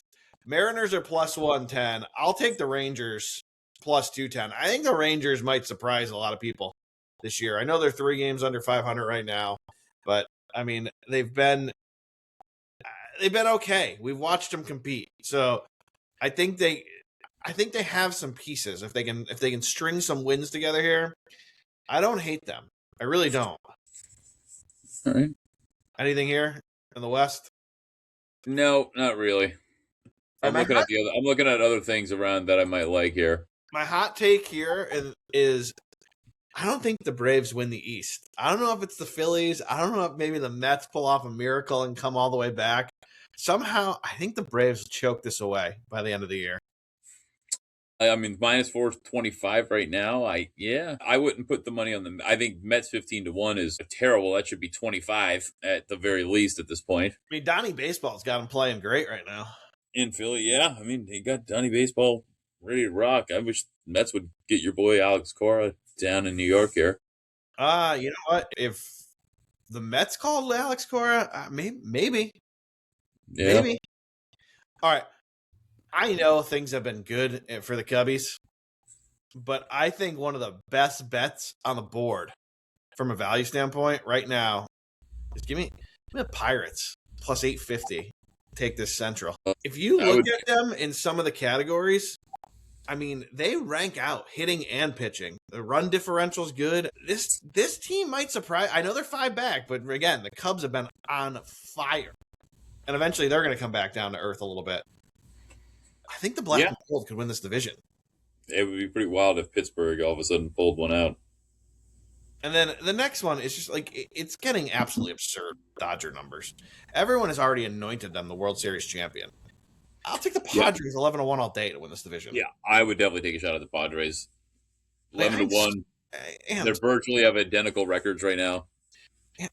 Again, this Dodgers team, I get it. Like, okay, they've paid, they're trying to buy World Series. I don't know. Isn't it funny, though, that what you brought up at the beginning of the show, there's 3 teams in the AL that are over 500, and the whole NL Central is over 500? Yep. It's rough. It's crazy. It is rough. As a guy that was generally rooted for the AL when I was a kid, I've moved over to the NL with the Mets. It's a tough one to see. All right. Let's talk NBA. Where's your head at for the round we're in and overall what we have left in the NBA? I mean, I think right now what I'm watching is the Pistons are going to do it again. The Cavs gave them a little something to think about in the 4th, but it looks like the Pistons are going to sneak away here maybe at the end. Yeah, I think they probably will. Cavs are going to have some sort of mass comeback. I mean, they're down 6 with 3 minutes to go. It's possible, but on the road. I mean, you want to talk betting or you just want to talk the games first, what I think is going to happen? I mean, bring up the odds and, Yeah, so look, I think that Detroit's biggest problem, which is coming through in the playoffs now, is it's not as bad as Orlando, obviously, but they've got Cade Cunningham. So the other night in Cleveland got killed from turnovers, but it was basically a two-man game with Cunningham and Duran down the stretch, and they just couldn't stop it for some reason. And they've got Duncan Robinson that can shoot from the outside, but everybody else is just an okay offensive player. They don't have enough. They certainly don't have enough to win the whole thing. And I don't know that if the Knicks are hitting on all cylinders, that we're going to see what I saw when we were talking in January when Detroit mobbed them, and it was like, I don't know what you couldn't tell what team was playing out there. The Knicks are way better. They're way deeper. So I don't know. I think Cleveland probably falters and fails, especially if they go down 2-0. I don't care if they go back to Cleveland and get both the games. I think this is it, unless they somehow all of a sudden get hot. And it's a shame. On paper, they're a better team. Evan Mobley, they've got two bigs they should be able to handle during between Mobley and Jared Allen. They've got obviously Harden and what's his name? I don't know. I can't remember names anymore. Donovan Mitchell, and they've got guys like Max Strus and Sam Merrill that can flat out shoot the ball. This should not be. They should win this series, but Cade Cunningham's just so good. So you've got that happening, but I don't think either of them have a chance. Then you go to the Knicks. The Knicks all of a sudden look great after everybody panicked, including myself. After they were down 2-1, you said they were great. Last night was the best thing that could have happened to them. They blew Atlanta out 3 games in a row, and then they blew Philly out. They had 4 blowouts. They won a tough game. That's good. That's what they needed to do. They played. Look, I don't know that Mike Brown's the best coach, and I was pissed off that Thibodeau was gone up until about 2 weeks ago. Look, Game 6 sold me. Like, yeah. There was a couple. They won a couple games that they should have, and they blew them out. But going to a closeout game on the road and the game was over in the first 10 minutes, that sold me. The other part of the Knicks that have sold me is, and we go back and forth on where we think he ranks as is he a great player, is he not a great player? I love Cat. Cat has completely changed his role on the team. He's now the facilitator, and he's leading in assists almost every game. Yeah, Cat has they've taken the ball out of Brunson's hand, so he's not just playing ISO ball. He's coming off the ball. Cat's handling the ball. Cat's a very good player. The problem with Cat is, and it happened last night, and they got away with it. It's his stupid fouls just continue. He had 3 fouls. Yeah. We had to deal. The Knicks played 11 players. They used to play maybe at best an 8-man rotation. A lot of the times only 7. I mean, but he got into foul trouble. Mitchell Robinson was out sick. And Hawk-Porty comes in, who's okay during the regular season. He was borderline unwatchable. He was talking to somebody he was literally trying to communicate with a teammate while somebody drove behind him. He committed 3 fouls in 6 minutes, and he anything could go wrong with this guy went wrong. And that's the problem with Cat. He commits these stupid fouls. It was the same thing the last 2 years. And in the postgame, I got to go watch it. I'll watch the tape. I'll get better. I won't make these stupid. You've been saying that for years, Cat. Now, he played great. He had 1 rebound going into the fourth quarter. He grabbed every board there was in the fourth quarter. So he was assisting early, grabbing rebounds late, and he scored a bunch. Cat's playing great. Brunson's playing great. OG was the best of them all. Hopefully he's okay. Josh Hart is been a hustle guy, but from a statistical perspective, he's way down on last year, from what I can tell. I think that is good. And Miles McBride played excellent one-on-one defense against Maxey when he was in. So I feel very, very good about the Knicks. I'm not saying they're winning it all. I don't know that you can say anybody can get by OKC. Well, that's the thing. You're talking from a gambling standpoint. And Knicks up to, I think they get by Philly. I don't think there's a fucking prayer for Philly at this point. I think Knicks are moving on. I don't think the Pistons can beat the Knicks. I really, really don't. I don't either. So if you're a Knicks guy, right now is the time to pull the trigger before these odds start to fall.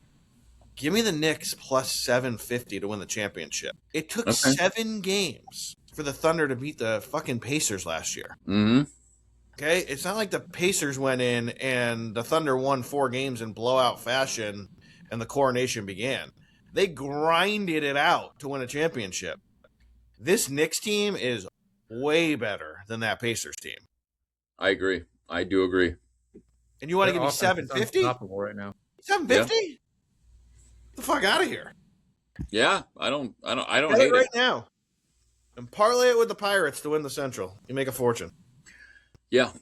I got to tell you, San Antonio, like I said it at the beginning, and I think it's coming to fruition. I'm not giving myself the credit here. It's all it's almost like it was predicted. Like the East is a way better playoffs than the West. Like way more entertaining. It's like okay, it's going to be OKC and the Spurs. Like we thought it probably would be. Now it's very clear that it's going to happen.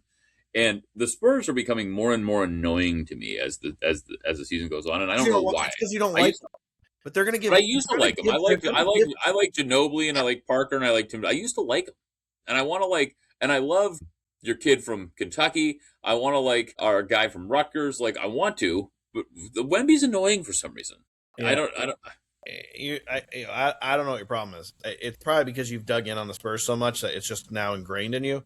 But Yeah, I think the Spurs are going to give the Thunder all they want and more if that's the Western Conference Final. Well, they beat them 3 times in the regular season. It's the worst matchup the Thunder could get because they don't match up well with the Spurs, and we saw it on was it Christmas Day? Was that the holiday? We watched the absolute trouncing. Yeah. So just I'm looking forward to it. Hopefully the Spurs get through. I think they will, but let's see. I mean, I think the futures got real big on the. I mean, Castle and Wemby together are really difficult to deal with. You guys were talking about, having a second person on whichever team we were talking about before. That's exactly what they already have.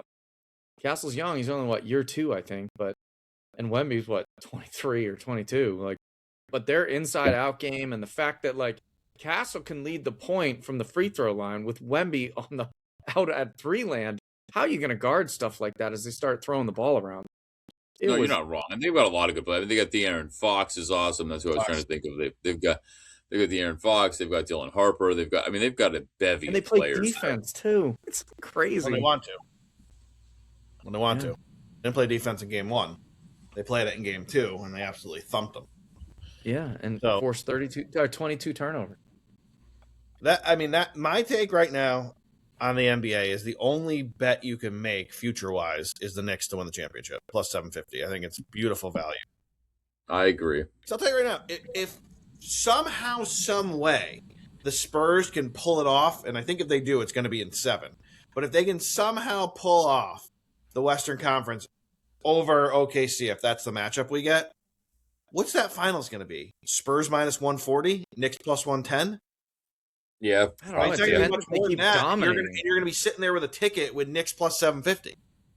Yeah. But even if it's OKC, what's the odds going to be OKC? Minus 400, Knicks plus 300? Yeah, probably. You're going to be sitting there with 750 in the pocket. If not, it might be a little lower. And imagine if the Knicks steal game 1. It's going to be OKC minus 150. Yeah. And you're going to be sitting there with a plus 750 in your pocket. All right. I like the thought. NHL-wise, again, I usually never endorse chalk munching on this show. I already have them in pocket at 3-1. I have a little bit more here and there. I have a bunch of tickets on them. I have them tied into many future parlays. I still endorse the Avalanche plus 155. Bet them now while you can get them. This team's winning the cup. It is absolutely absurd, the second gear this team has. The Wild and the Stars, like I've said many a times, and I follow hockey, they were the second and third best teams in this league. They are making a joke out of the Minnesota Wild. They put 9 goals on them, Jimmy. 9. I know they gave up 6, but they put 9 on them. Anytime Minnesota made it around, they said, all right, well, okay, hold on. Hold my beer. I mean, it was this Avalanche team is winning the cup. And don't give me I don't trust the Hurricanes. I don't think the Hurricanes are winning the East. The Hurricanes are plus 170. You're out of your mind. Sabres are going to the finals. I like that.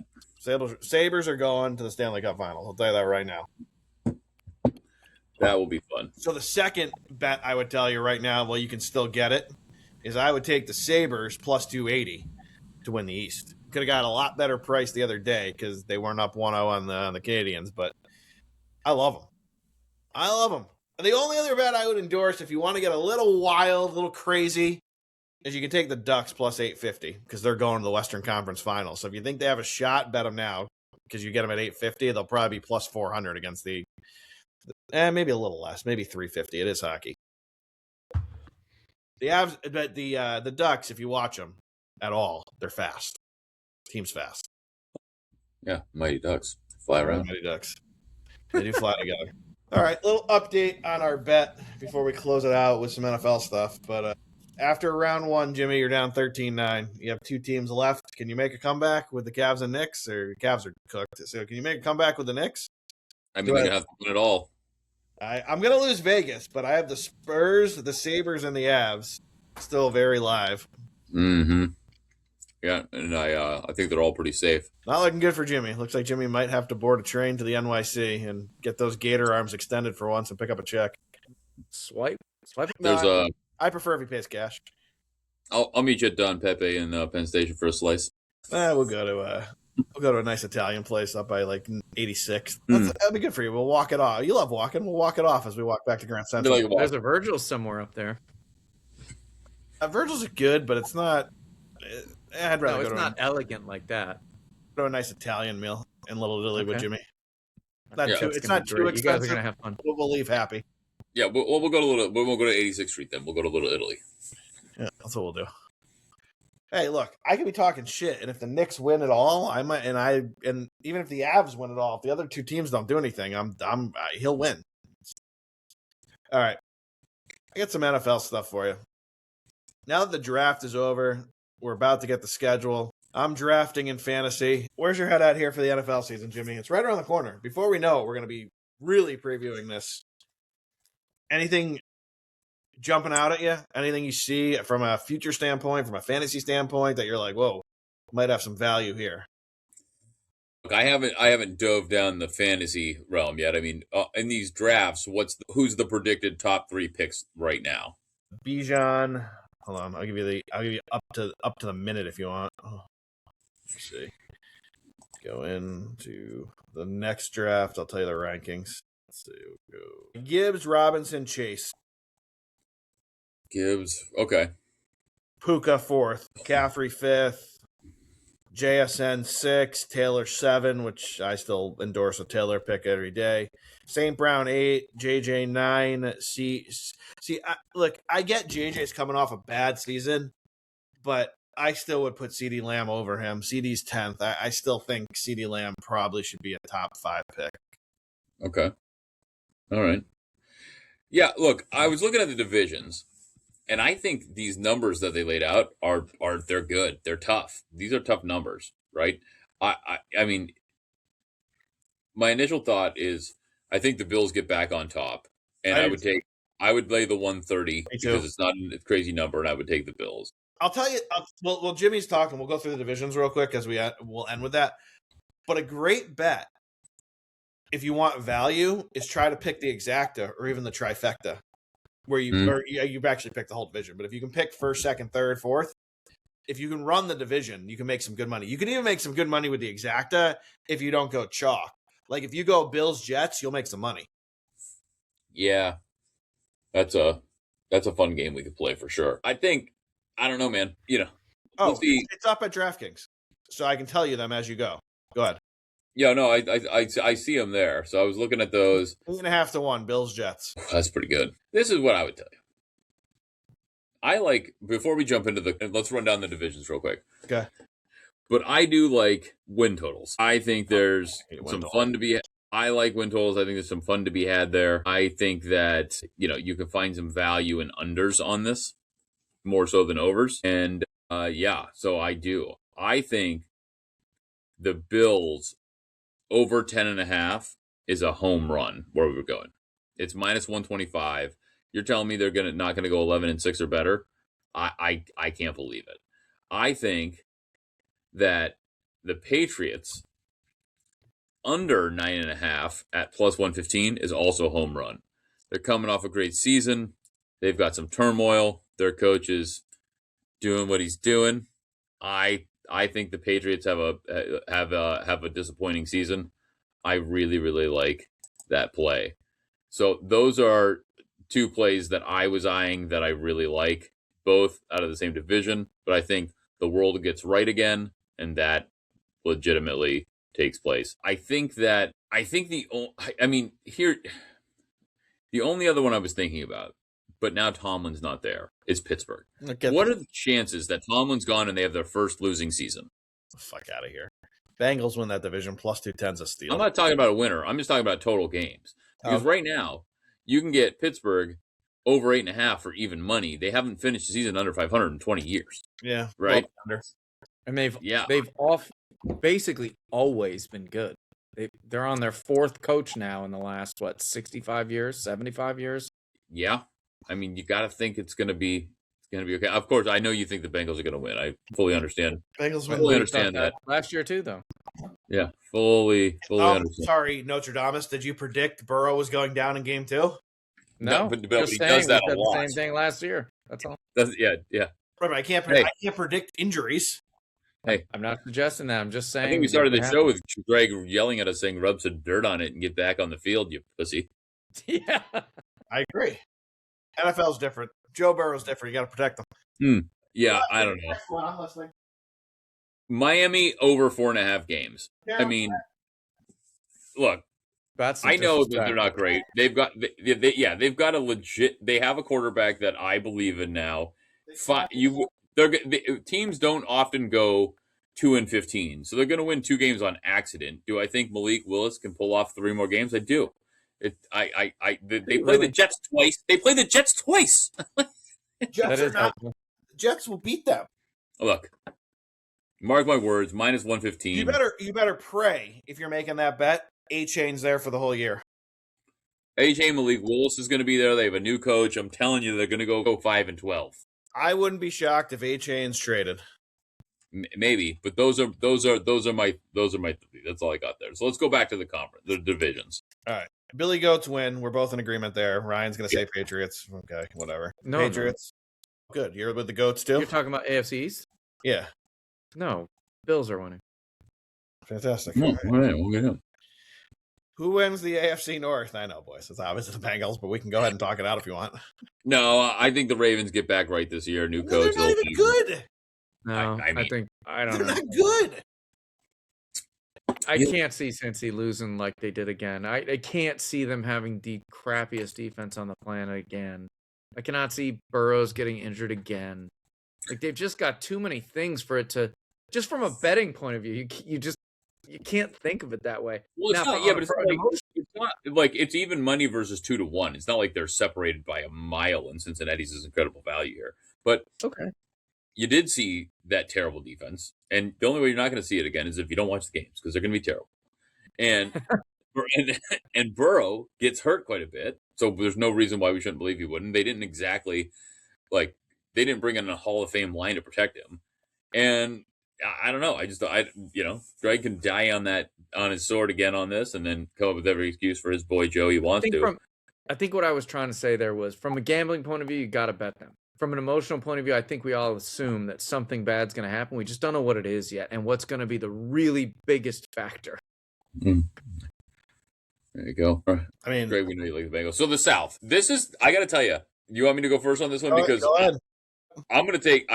Because I don't believe in any of the other ones. I'm taking the Titans at 8-1 just for the hell of it with the new coach and revamped in a second-year quarterback. Last we saw the Texans, their defense is dominant, but their quarterback can't play the position. Jacksonville might have been a flash in the pan. The Colts is Danny Dimes going to be his thing. Why not take the 8-1?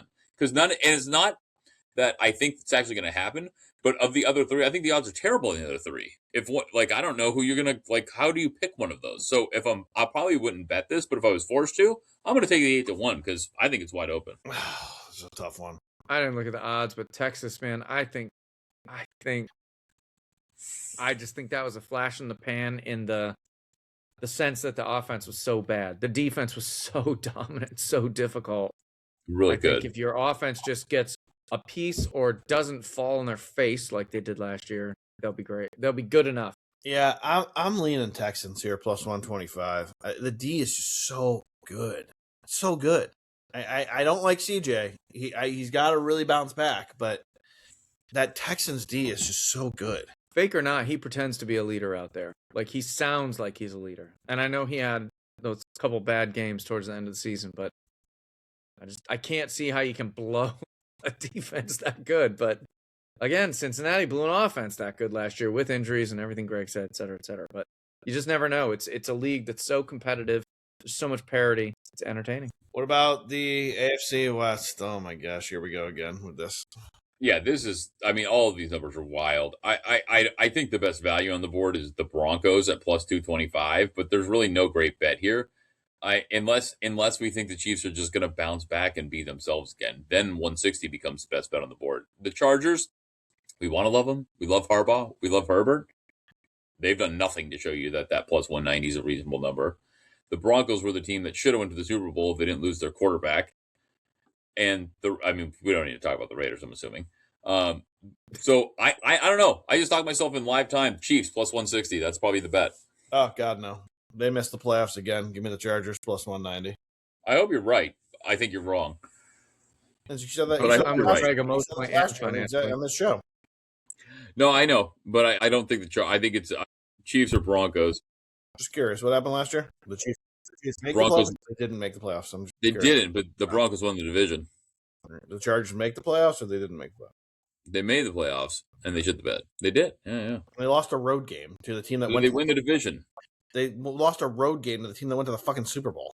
They did, but that team should have never been in the Super Bowl if they didn't play. If these teams didn't play so terrible. If the Chargers didn't hand them the game, and then the Texans handed them the game, I agree. And you're not wrong there. And then the Broncos didn't have a quarterback. I'm not fighting you there. That's you got it. You got me there.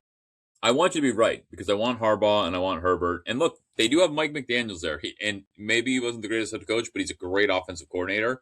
And if Harbaugh can let go of the reins and let him call a game, maybe he can unlock Justin Herbert. I hope so. Yeah. NFC East. I think I know where you're going. I already picked it. I'm going to keep saying it. 6-1 on the Giants. Yeah. I'll roll with you on that. I think I'd go Cowboys as my second pick. Commanders and Eagles are off the table for me. I agree. I'm with you. You can just not worry about the Cowboys. Yeah. Can't do it. Just never know. Good. Give you do with them. All right, we got the North. Jets and Cleveland. They pretend to be good, but they're not ever. You want to talk about a tough one here? The North. We got Lions 180, Packers 190, Bears 320, and of course the Vikings at 600. Do the Lions bounce back? Yes. I hope you're right. I'm mad at them because of the way they treated their center, but yes. I think they probably do as well. I'm out on the Bears. I think that people are going to figure them out this year. They're going to take a step back. I think it comes down to the Packers and the Lions. I think Jordan Love collapses under pressure. I think Jared Goff doesn't. They just had a bad game. I'll take the Lions plus 180. I'm with you. So then we go to the South. Jimmy, just to piggyback on that, those were excellent points. I agree with every single one of them. Good job. Well, thank you, Ryan. Hey. The South, we got Tampa plus 165. The Saints moving into the 2 seed at plus 265. The Panthers at 300 and the Falcons at 450. Where are you going there?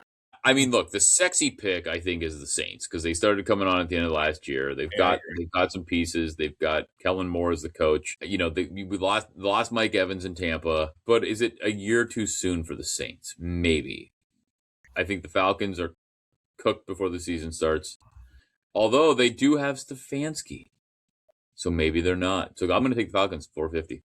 So I think it's wide open. So I'm going to take the longest odds again, just like I did with Tennessee. I'm going to roll with a sexy pick. I like the Saints. I like that quarterback. I do too. Shuck is good. I can't argue that. But I like Stefanski and I think he can get it done. So then we go to the West. Even though they're Super Bowl champs, they are not the number one pick. You've got, even though they drafted a quarterback in the first round and didn't get them any help for this year, the Rams are the sexy pick at plus 145, followed by the Seahawks at 160, the Niners at 260, and the Cards at 9,000. Now, I know exactly where I'm going here, but I want to hear where you're going first. Really hard here. I think just throw the Cards out the window, obviously, because they're rebuilding. The other three are all so close. And my gut says the Niners are great value, but I think the Rams run it back, and I'm going to play the one. If I had a pick right now, I go 145. Well, they are not really running it back, but they're running it back as the favorite. Let's say that. I'll take the Rams. I'm going with your initial thought, the value play. I'm taking the Niners. They don't often have a couple bad seasons in a row. I still think Kyle Shanahan's the best coach, maybe not in football because Andy Reid still exists, but he's one of the best. And I don't know, man. Stafford, I think he can still get it done. He looked really good last year. Puka's off in rehab. Devontae Adams is a year older. They drafted a quarterback. They drafted a receiver later in the rounds. Seahawks, you can't say they're not. It's a fake. It's fake now. They won the Super Bowl. Their only major departure was the running back. But I just see the Niners bouncing back. They were bit by the injury bug. I don't think it's going to happen again. I think I'm gonna take the value play. Give me the Niners plus 260. Ryan, any pick here? I think this is an avoid. I think either one of your answers are right. I don't know. I just don't think it's worth a play. There's not much money to be made, and I think they're kind of a 50-50 shot between you two. Okay. From a top 2 standpoint, I'm looking at some of these. I like, because it can come in any order. I don't hate the Ravens Bengals even money. I think they finish 1-2 one way or another. I'll take Bills Jets plus 650 because I think the Patriots are going to take a step backwards, especially with all the distractions. Let's see if there's anything else that jumps out at me. I like, you know what? I like Broncos Chargers plus 230. I still don't buy into the Chiefs. I still don't think they have pieces. I like Bears Lions plus 330. I don't think the Packers are as good as everyone else thinks. We like Cowboys Giants. That would get us 6-1 if it comes in. I like that a lot. I like that a lot. And it come in either order. Either order. I like Saints Panthers. That gets me 425. I don't think the Bucks are as good as some might think. I think their defense can have a down year. And then the NFC West is all over the place. God, if you could ever get the Cardinals in second place, if you can get the Cardinals to come in second with any of the other 3, you're 50-1 or better. So that's something. But I think out of those 2, I would probably go Rams, Niners, and hope for the Super Bowl hangover plus 195. Okay. All right. Final words, Jimmy. Close us out. What do you got? Knicks in 5. Knicks in 5. They look good. I think Philadelphia's a very good team. Paul George hitting threes, looking like fresh, 36 years old, looking like he's 29. Maxey's playing really well. You got to give a lot of credit to Philadelphia. But the Knicks are on fire right now. I think they lose 1 in Philly, and then they close it out in Game 5 back at the Garden. So Knicks in 5. Let's bring on most likely Detroit. Ryan, any final words for the folks? I'm going to jump on Jimmy here. The Knicks have been so bad for so long since Spree in Houston, and I'm interested to watch them win. So let's see it. They're exciting. I had 2 things, but I'll have 3 now. Sorry, Ryan. They were still bad with Spree in Houston. Knicks win the East. I'm sorry. That was my point. They were terrible. I'm sorry. I have to interrupt you. No, that's what I'm saying. They've been bad since those 2 guys, and those guys hamstrung the contracts on the way out. That was so irritating, and they haven't been good since Ewing. Yeah, that's fine. I'll take Ewing. 94, 95 I can live with. Spree and the others, they suck too. Agreed. Knicks plus 750. Avs to win the cup. Bet them now. Bet them large. We'll see you next week.